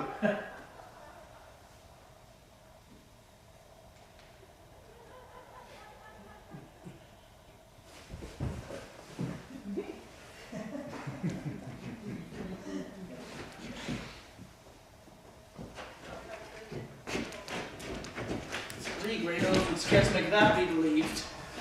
I would I had any drum of the enemy's. I would swear I recovered it. You shall hear one anon.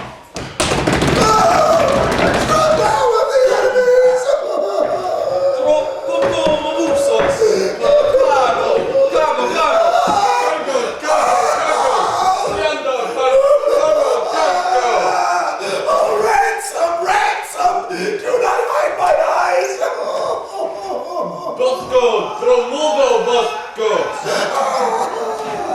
I know you are of the Muscos regiment, and I shall lose my life for want of language, but if there be here German, or Dane, Low Dutch, Italian, or French, let him speak.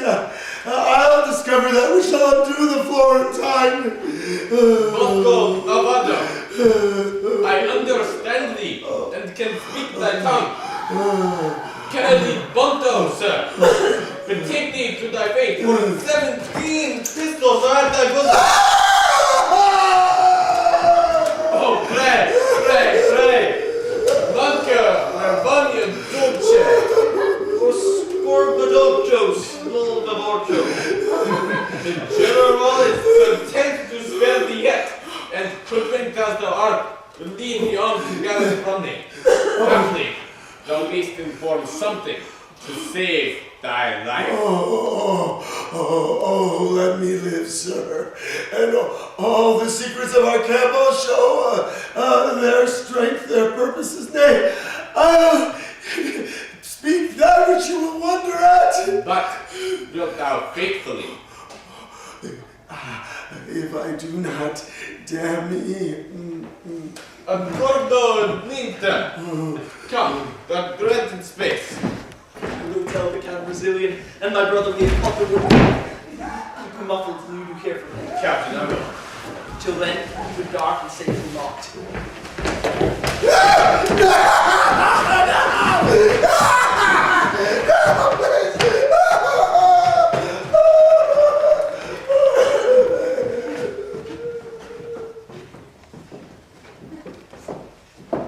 They told me your name was Fontebelle. No, my good Diana. Titled goddess, and worth it with addition. But, fair soul, in your fine frame hath love no quality. If quick fire of youth light not your mind, you are no maiden, but a monument. When you are dead, you should be as you are now, for you are cold and stern.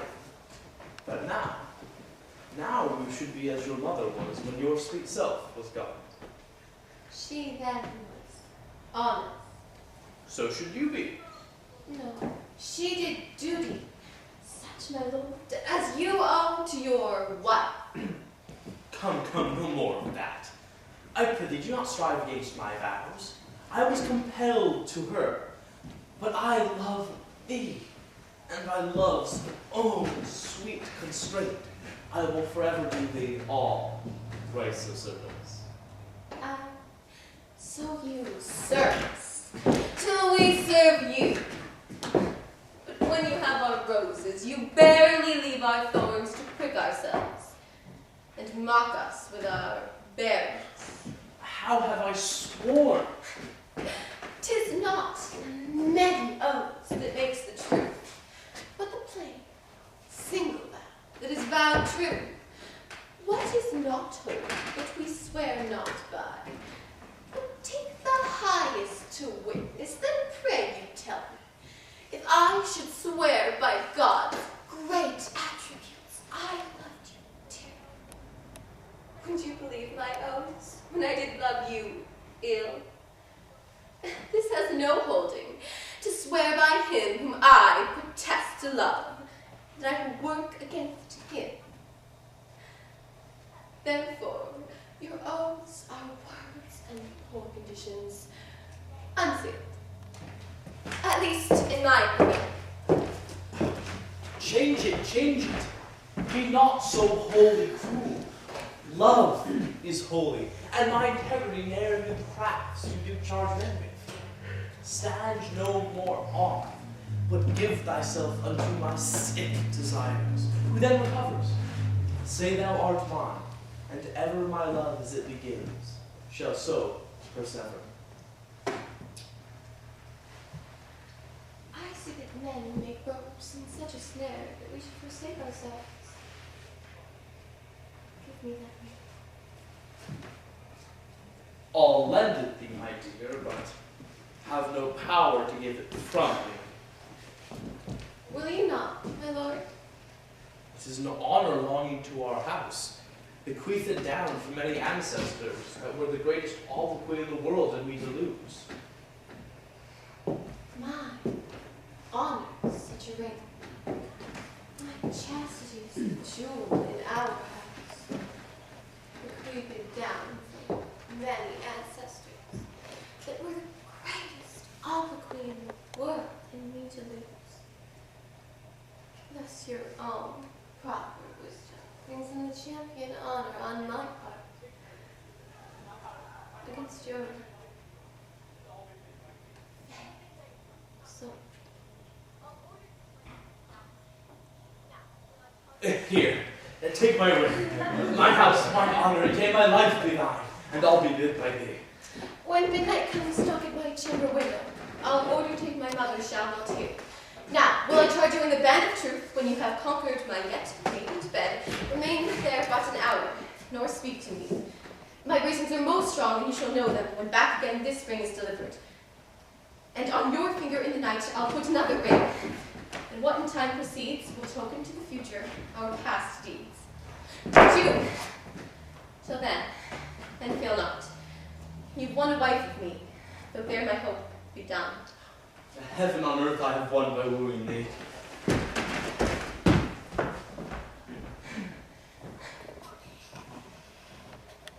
For which live long to thank both heaven and me. You may so in the end. My mother told me just how he would woo as if she sat in his heart. She says all men have like oaths. He'd sworn to marry me when his wife's dead, and therefore I will lie with him when I'm buried yet. Since Frenchmen are so brave, marry that will, I live and die a maid. Only in this disguise they think no sin, to cousin him that would unjustly win. Have you not given him his mother's letter? I have delivered it an hour since. There's something in it that stings his nature. From the reading it, he changed almost into another man. He has much worthy blame to be laid upon him for shaking off so good a wife and so sweet a lady. Especially he hath incurred the everlasting displeasure of the king, but even tuned his bounty to sing happiness to him. I will tell you a thing, but you shall let it dwell darkly with you. When you have spoken it is dead, and I am the graver. He hath perverted a young gentlewoman here in Florence of a most chaste renown, and this night he fleshes his will in the spoil of her honor. He hath given her his monumental ring, and thinks himself made in the unchaste composition. Now, God, delay our rebellion.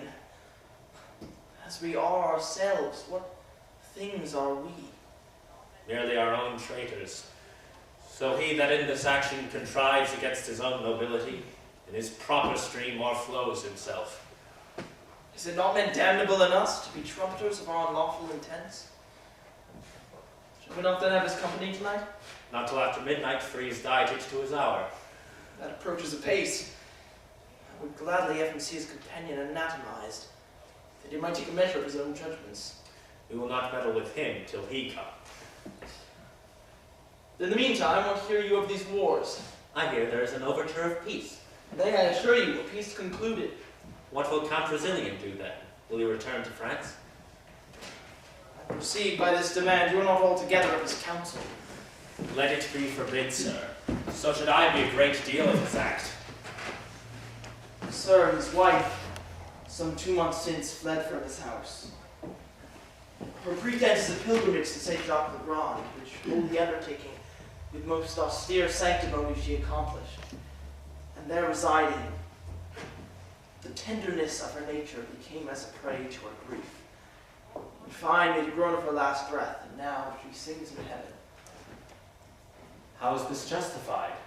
The stronger part of it by her own letters, which makes her story true even to the point of her death. Her death itself, which could not be her office to say is come, is faithfully confirmed by a rector of the place. Hath the Count all this intelligence?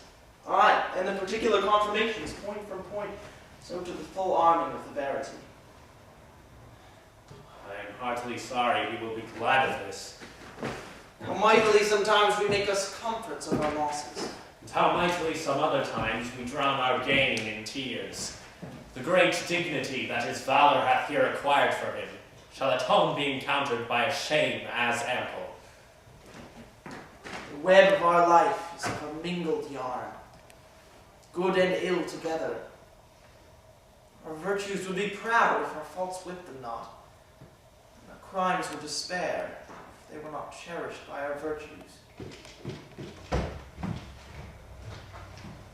How now? Where's the Count? He met the Duke in the street, sir, of whom he hath taken solemn leave. His lordship will next morning for France. The Duke hath offered him letters of commendations to the king. They shall be no more than needful there, if they were more than they can commend. That cannot be too sweet for the king's tartness. His lordship now. How now, my lord? Is it not after midnight? I have tonight dispatched 16 businesses a month long apiece, exchanged formal farewells with the Duke, buried a wife, mourned for her, writ to my lady mother I am returning, entertained my convoy, and between these main parcels of dispatch, effected many nicer means, the last of which was the greatest, but that I have not ended yet. If the business be of any difficulty, and this morning your departure hence, which requires haste of your lordship. It is not ended as in fearing to hear of it again. But, shall we have this dialogue between the fool and the soldier?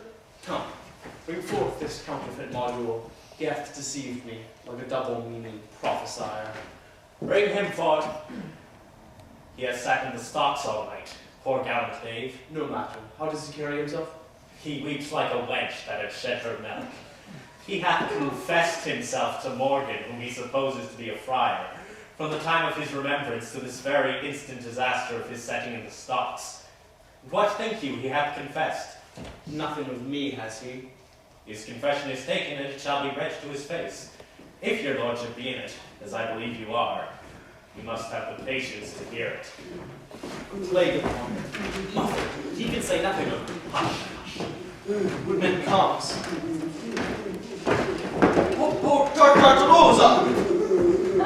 He calls for the torturers. What will you say without them? I will confess what I know without constraint. If you pinch me like a pasty, I can say no more. Bosco to morto. Poblebindo morto. You are a merciful general. Our general bids you to answer what I shall ask you out of a note. I am truly as I hope to live. First, demand of him how many horse the Duke is strong. What say you to that? 5,000 or 6,000, but very weak and unserviceable. The troops are all scattered, and the commanders are very poor rogues. Upon my reputation and credit, isn't I hope to live? So I sent you an answer down so? I'll take the sacrament of it. What past saving slave is this? You deceived, my lord. This is Monsieur Carolus, the gallant militarist. That was his own phrase, that the whole lyric of war in the knot of his scarf were practiced in the shape of his dagger. I shall never trust man again for keeping his rifle clean. Well, that's set down. 5 or 6,000, I said. I will tell true, or thereabouts. Sit down, for I will speak truth. It's very near the truth in this, but I want you no thanks for it, in the nature he delivers it. Oh, very poor rogues, I pray you say. That's set down. I humbly thank you, sir. The truth's the truth. The rogues are marvelous poor. Demand of him what strength they are afoot. What say you to that? By my troth, sir, if I live this present day, I will tell true. Let me see. Spurio, 150. Sebastian, so many. Carambas, so many. And Jaques, so many.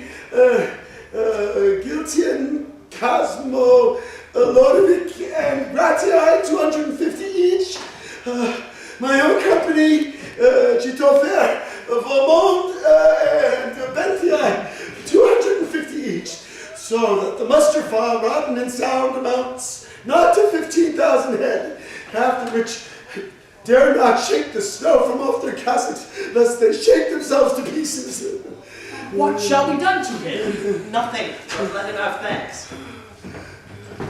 Then for my condition, and more credit I can do. Well, that's set down. You shall demand of him whether one Captain Domain be in the camp, a Frenchman. What his reputation is at the Duke, what his valor, honesty, and expertness in wars, whether he thinks it were not possible with well-weighing sums of gold to cut up him to revolt. What say you to this? What do you know of it?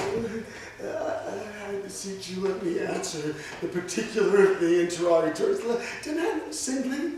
Do you know this Captain Domain? I know him. He was a shoemaker's apprentice in Paris, whence he was whipped for getting the sheriff's fool with child, dumb innocent who could not say nay. Well, is this captain in the Duke of Florence's camp? Upon my knowledge, he is, and lousy. We shall hear of your lordship anon. What's his reputation with the Duke? The Duke knows him for a poor officer of mine, and writ to me this other day to turn him out of the band. I think I have his letter here in my pocket. Ready, no search. In good sadness, I do not know. Either it be there or it is upon a file with the Duke's other letters in my tent. Here it is. Here's a paper.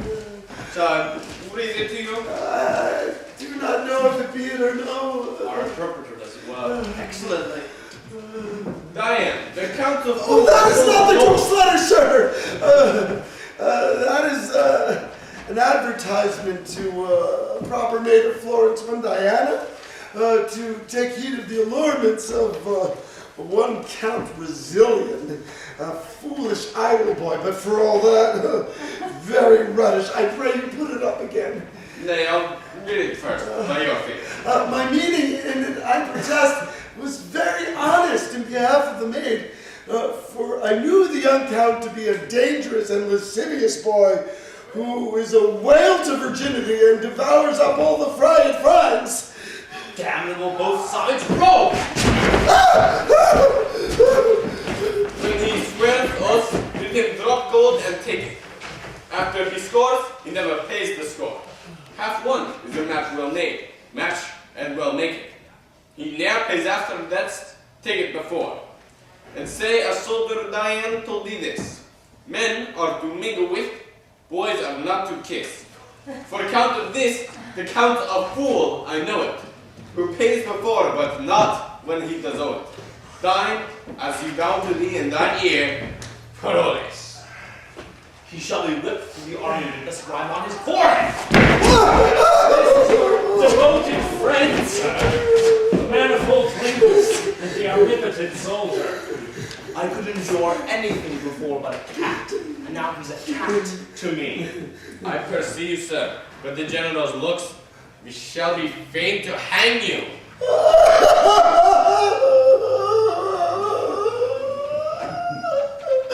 Oh, my life, sir, in any case.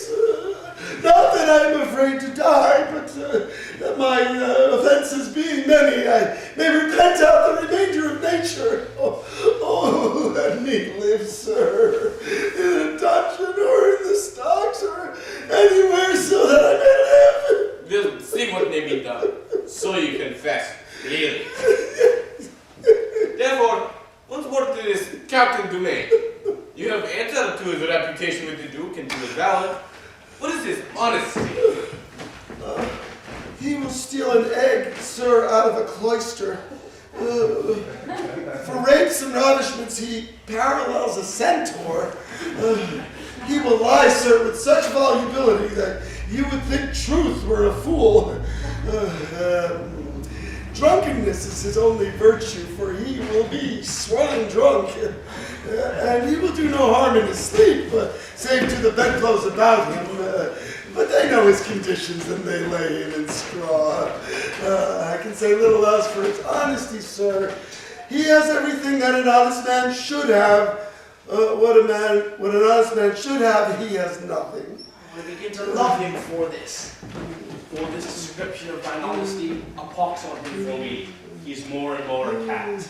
What say you to his expertness in war?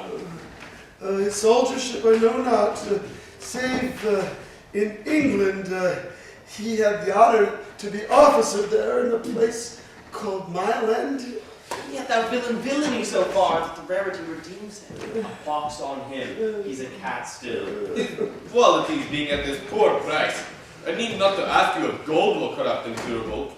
Oh, sir, for a quarter of a French crown, he will sell the clear title of his soul, the inheritance of it, and annul the right of his heirs in perpetuity to inherit. What's his brother, the other Captain Dumain? Why does he ask him of me? What's he? Even a crow of the same nest. Not altogether so great in goodness as his brother, but a great deal greater in evil. He excels his brother for a coward, yet his brother is reputed one of the best that is. In a retreat, he will outrun any lackey. In coming on, he has the cramp. If your life be saved, will you undertake to betray the Florentine? Aye, and the captain of his horse, Count Brazilian. I'll whisper with the general and know his pleasure.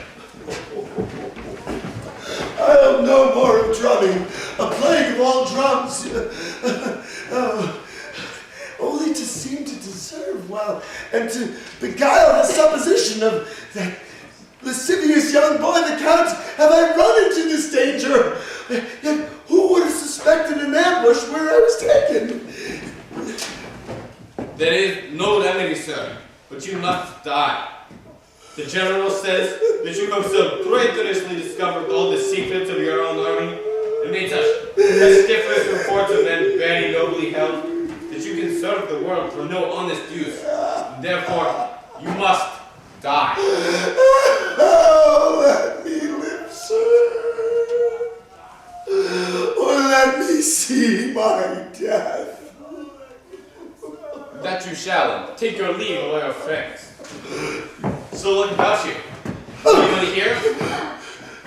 Good morrow, noble Captain.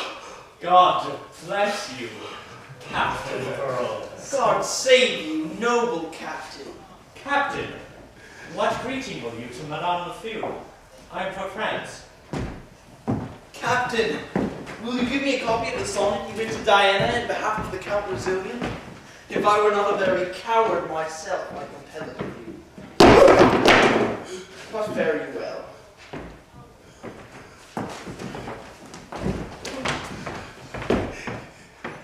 Yeah. Well, Captain, you are undone. All but your scarf. That is not on it yet. Who cannot be crushed with a plot? If you could find out a country where but women were that had received so much shame, mimicking an impotent nation. Very well, sir. I am for France too. We shall speak of you there.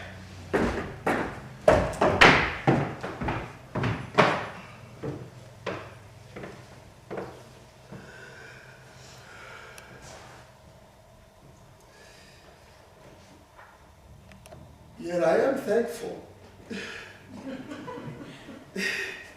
If my heart were great, it would burst at this. Captain, I'll be no more. Yet I shall eat and drink and sleep as soft as captain shall. Simply, the thing I am shall make me live.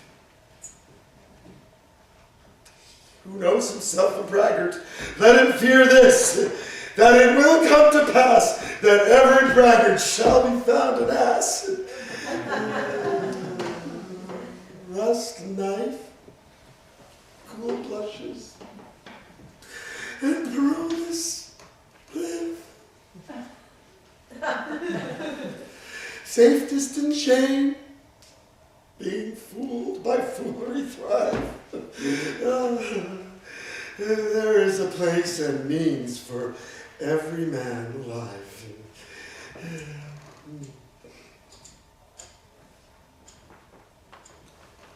I'll after them.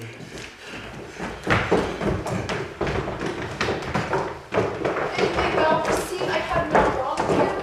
One of the greatest in the Christian world shall be my surety, for whose throne 'tis needful, ere I can perfect mine intent, to kneel.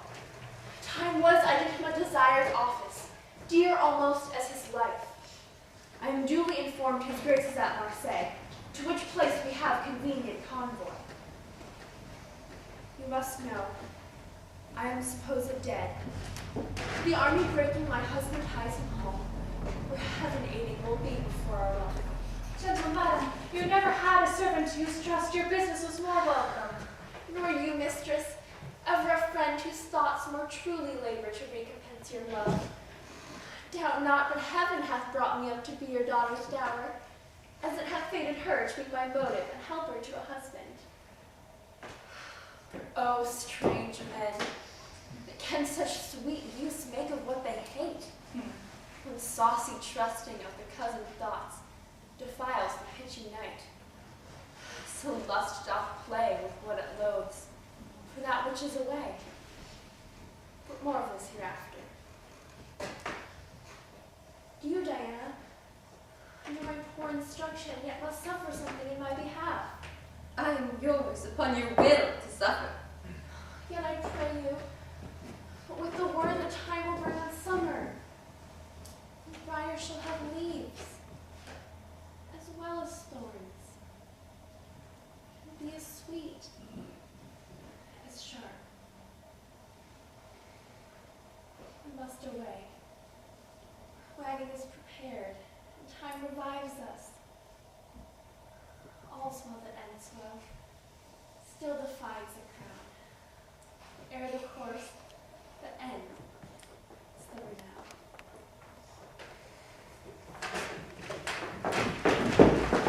Oh, no, your son is misled with a stick taffeta fellow there whose villainous saffron would have made all the unbaked and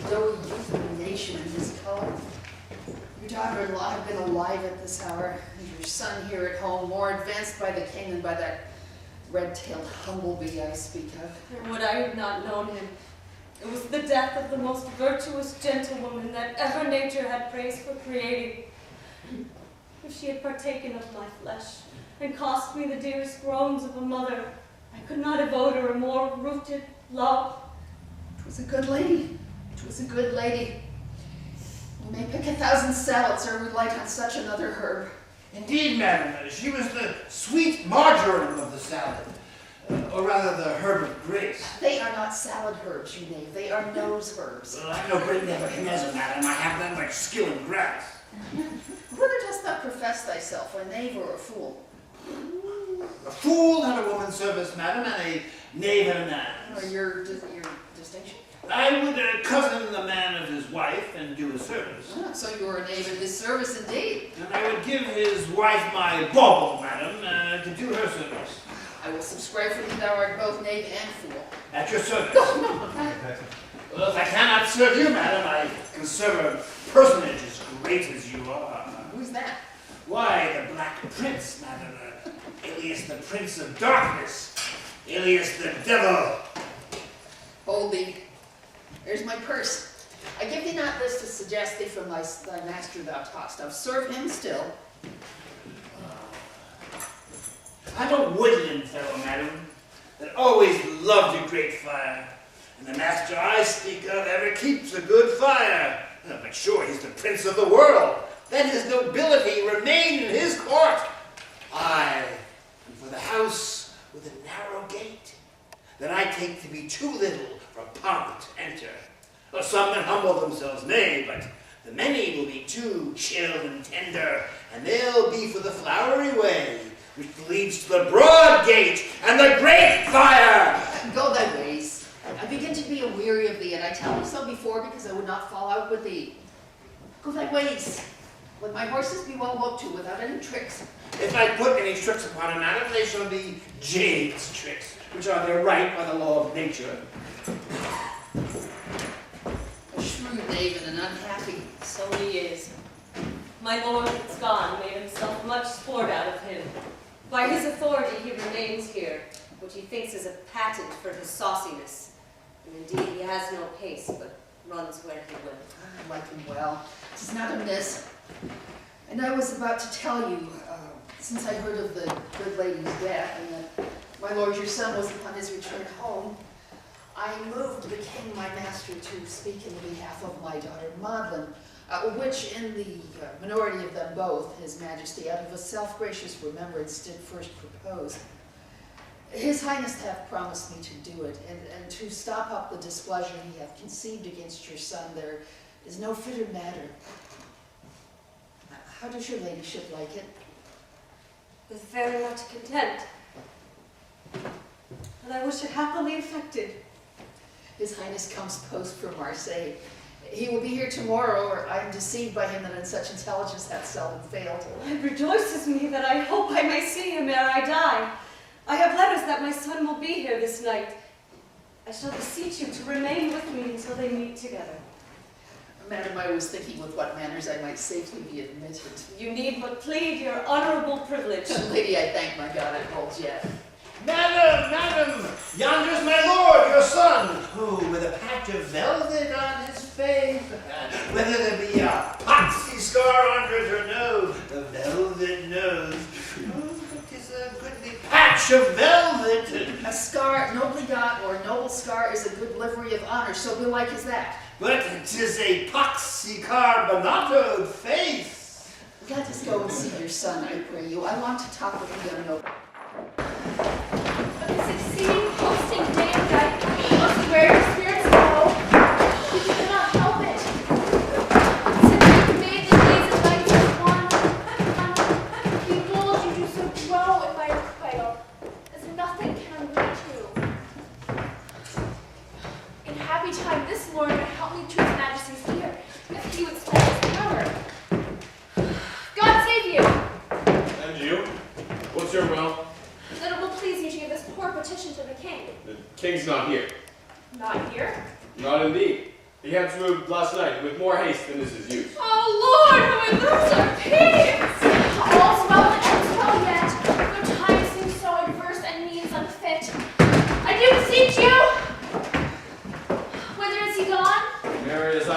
to Resilient, whither I am going. I do beseech you, since you are like to see the king before me, commend the paper to his gracious hand. I will come after you with what good speed our means will make us means. This I'll do for you. And you shall find yourself to be well thanked for their false more. We must embark again. Go. Bye. Monsieur Lacrèche, give Madame the Fleur this letter.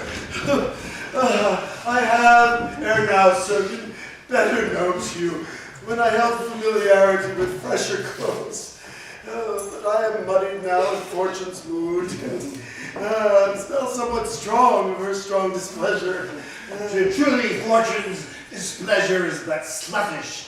It smells so strongly as thou speakest of. Prithee, allow the wind. Nay, you need not to stop your nose, I spake, but by a metaphor. Nay, indeed, sir, if your metaphor stink, I will stop my nose, or against any man's metaphor. Prithee, get thee further. I beseech thee, deliver me this paper. There! Prithee, stand away. A paper from Fortune's clothes stool to give to a noble woman? Oh, look, here she comes herself. Madam, here is a purr of Fortune's, or Fortune's cat, but not a muscat, that has fallen into the unclean fish pond of her displeasure, and, as he says, is muddied with all. Pray, madam, use the carp as you may, for he looks like a poor, decayed, ungenious, foolish, rascally knave. I do pity his distress. My similes of comfort, and leave them to your ladyship. Madam, I am a man of whom fortune hath cruelly scratched. And what would you have me to do? 'Tis too late to pare her nails now. Wherein have you played the knave with fortune that she should scratch you? There's a quarter crown for you. I'm for other business. I beseech you, hear me one single word. You beg a single penny more. Come, you shall have it. Save your word. Madam, and my name is Carolus.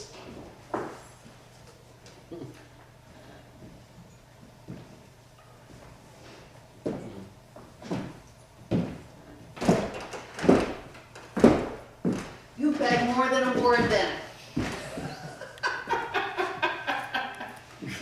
Cox my passion, give me your hand. How does your drum? Oh, madam, you were the first that found me. Oh, was I? Soon then I was the first that lost thee.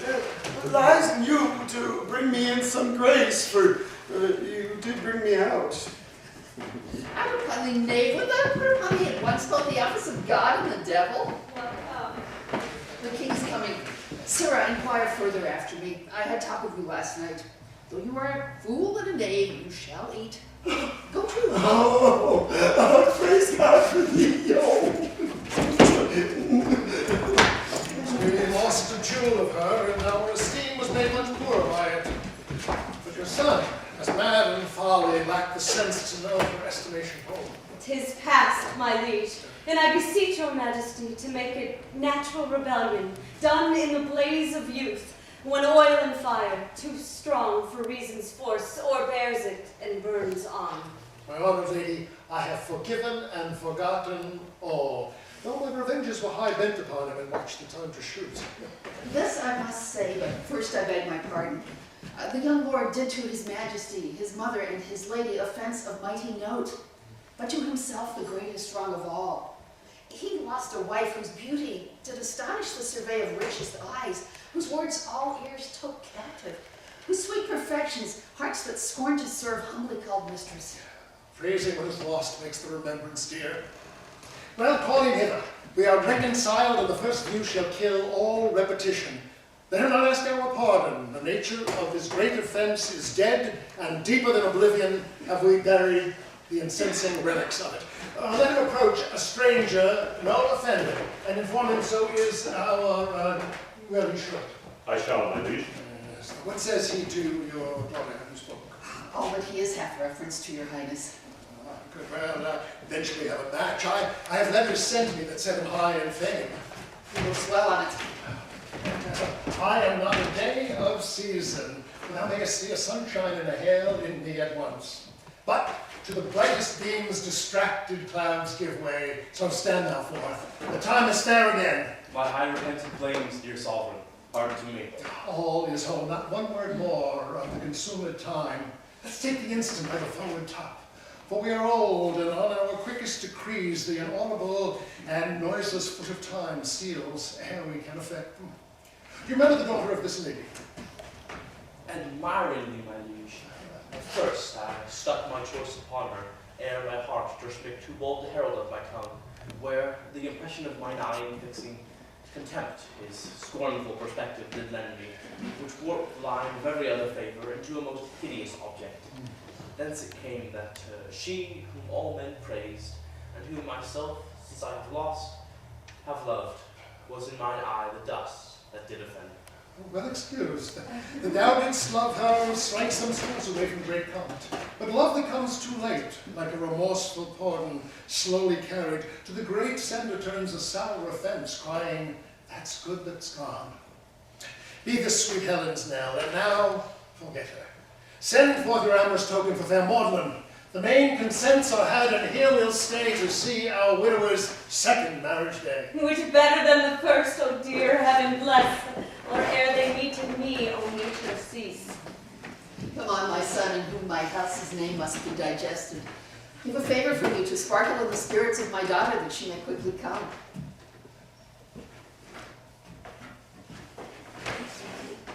On mine honor. Helen, but instead was a sweet creature. Such a ring as this one last that ere I took her leave at court, I saw upon her finger. Hers it was not. Pray let me see it, for mine eye, when I was speaking of, was fastened to it. This ring was mine. When I gave it Helen, I bade her, if her fortunes ever stood necessity to help, by this token I would relieve her. And through that craft to rob her of what should stead her most? My liege, however it pleases you to take it so, the ring was never hers. Son! On my life, I have seen her wear it, and she reckoned it at her life's rate. I am sure I saw her wear it. You are deceiving her. She never saw it. In Florence, it was from a casement thrown me, wrapped in a paper which contained the name of her that threw it. Noble she was, and thought I should engage, but when I informed her fully, I could not answer in that course of honor. As she had made the overture, she sees some heavy satisfaction, and would never receive the ring again. 'Twas mine, 'twas Helen's who had given you. Then, if you are well acquainted with yourself, confess 'twas hers, and by what rough enforcement you got it from her. She called the saints for surety that she would never put it from her finger unless she gave it to yourself in bed, or you have never come, or sent it us upon her great disaster. She never saw it. Oh, thou speakest it falsely. If it should prove that thou art so inhuman, it will not prove so. Yet I know not. Thou didst hate her deadly, and she is dead, which nothing but to close her eyes myself could win me to believe more than to see this ring. Take him away. We'll sift this matter further. If you can prove the ring was ever hers, you shall as easy prove my husband did her bed in Florence, where yet she never was. I am wrapped in dismal thinkings. Gracious sovereign, here's a petition from a Florentine. For 4 or 5 removes come short to tender it herself. I undertook it, vanquished thereto by the fair grace and speech of the poor suppliant. By this I know is here attended. Her business looks in her with an imported visage, and she told me, in a sweet verbal brief, it did concern your highness with herself. Upon his many protestations to marry me when his wife was dead, I blush to say it, he won me. Now is the Count Russillian a widower. His vows are forfeited to me, and my honors paid to him. He stole from Florence, taking no leave, and I follow him to his country for justice. Grant it me, O king, in you it best lies, Otherwise, a seducer flourishes, and a poor maid is undone. Diana Cabaret. I will buy me a son-in-law and a fair and toll for this. Well, not again. The heavens have fought well on me, Madame de Field, to bring forth this discovery. Seek these suitors. Go speedily and bring again the Count. And the feared life of Helen, lady, was foully snatched. Now justice on the doers. I wonder, sir, 'tis since wives are monsters to you, and you fly them as you swear on lordship, yet you desire to marry. What woman's that?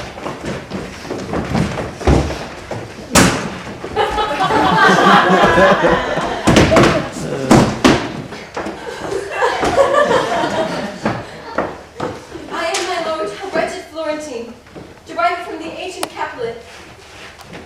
As soon as I do understand you know, and therefore know how far I need be pitied. I am her mother, sir, whose age and honor will suffer under the complaint we bring, and both shall cease without your remedy. Come here, the Count. Do you know these women? My liege, I neither can nor will deny but that I know them. Do they charge me further? Why do you look so strange upon your wife? She's none of mine, my liege. You should marry. You give away these hands, and these are mine. You give away heaven's vows, and those are mine. You give away myself, which is known mine. For I am so embodied yours that she who marries you must marry me. Either both or none. Your reputation comes too short for my daughter. You are no husband for her. My lord, this is a fond and desperate creature whom I have sometimes laughed with. Let your highness lay a more noble thought upon mine honor, that you think that I would sing it here. Sir, for my thoughts you have them ill to friend till deeds gain them. Fairer prove your honor than my thought it lies. My lord, ask him upon his life if he does think he had not my virginity. What sayest thou to her? She's impudent, my lord, and was a common gamester to the camp. He does me wrong, my lord. If I were so, he might have bought me at a common price. Do not believe him. Behold this ring, with its high respect and rich validity, did lack a parallel. Yet, for all that, he gave it a commoner of the camp. If I be what he blushes and 'tis hit.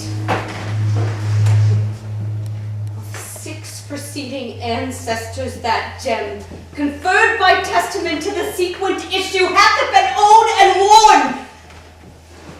This is his wife. That brings 1,000 proofs. I thought you said you saw one here in court and witnessed it. I did, my lord, but loath might produce so bad an instrument. His name's Paroles. I saw the man today, if man he be. Find him and bring him hither. What of him? He's quoted for a most perfidious slave, with all the spots of the world taxed and debauched, whose nature sickens but to speak truth. Am I, or that, or this, for what will utter, that will say anything? She hath that ring of yours.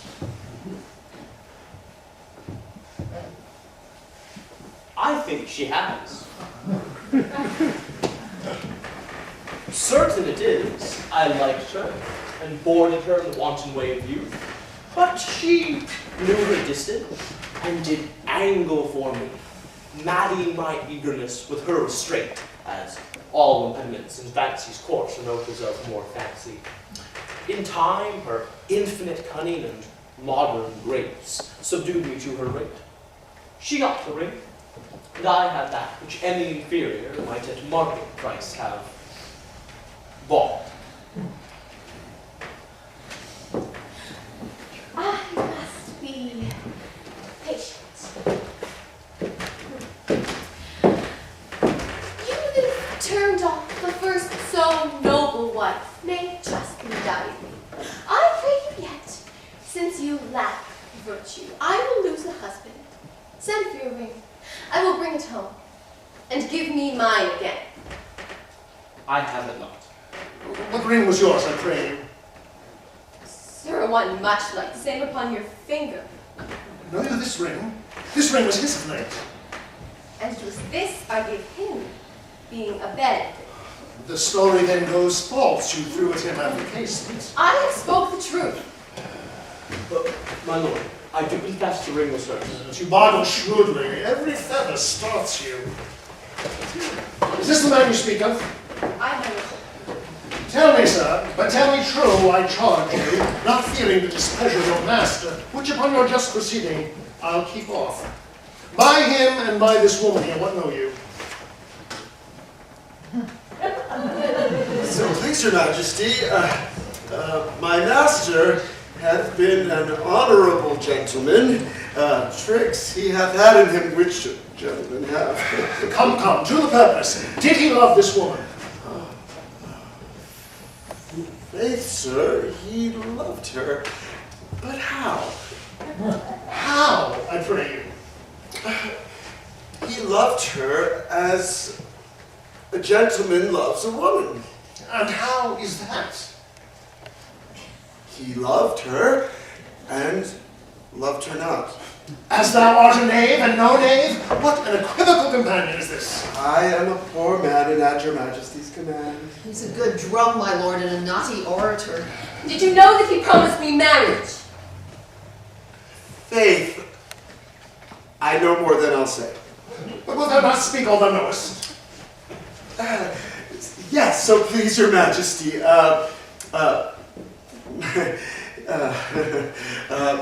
my master, he did love her, for indeed he was mad for her, and talked of Satan, and of limbo, and of furies, and I know not what.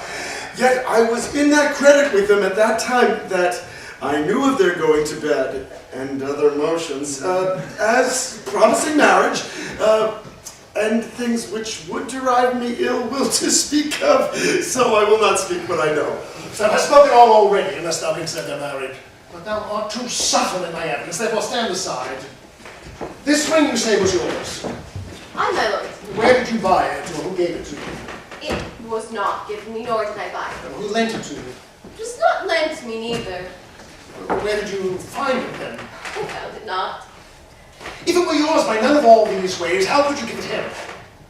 I never gave it to him. This woman's an easy glove, my lord. She goes on and off at pleasure. This ring was mine. I gave it to his first wife. It may be yours or hers, for aught I know.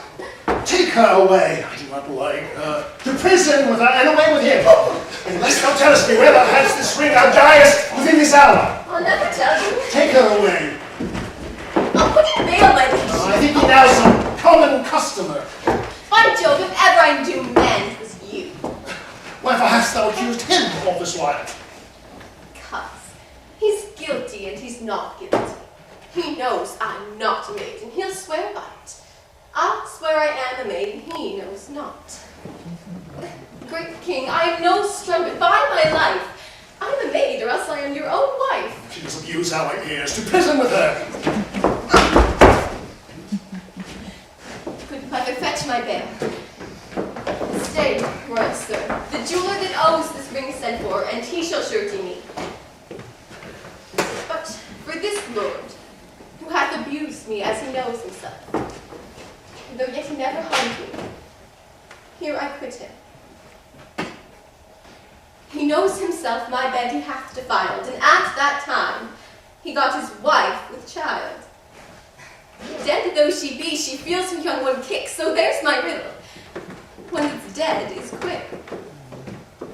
And now, behold the meaning. Is there no exorcist beguiles the true office of mine eyes? Is it real that I see? No, my good lord. It's but the shadow of a wife you see. The name, and not the thing. Both. Oh, pardon. Oh, my good lord. When I was like this maid, I found you wondrous kind. Here's your ring. And look you. Here's your letter. As it reads, when from my finger you can get this ring, and are by me with child. etc. This is done. Will you be mine? Now you are doubly one? If she, my liege, can make me know this clearly, I'll love her dearly, ever, ever dearly.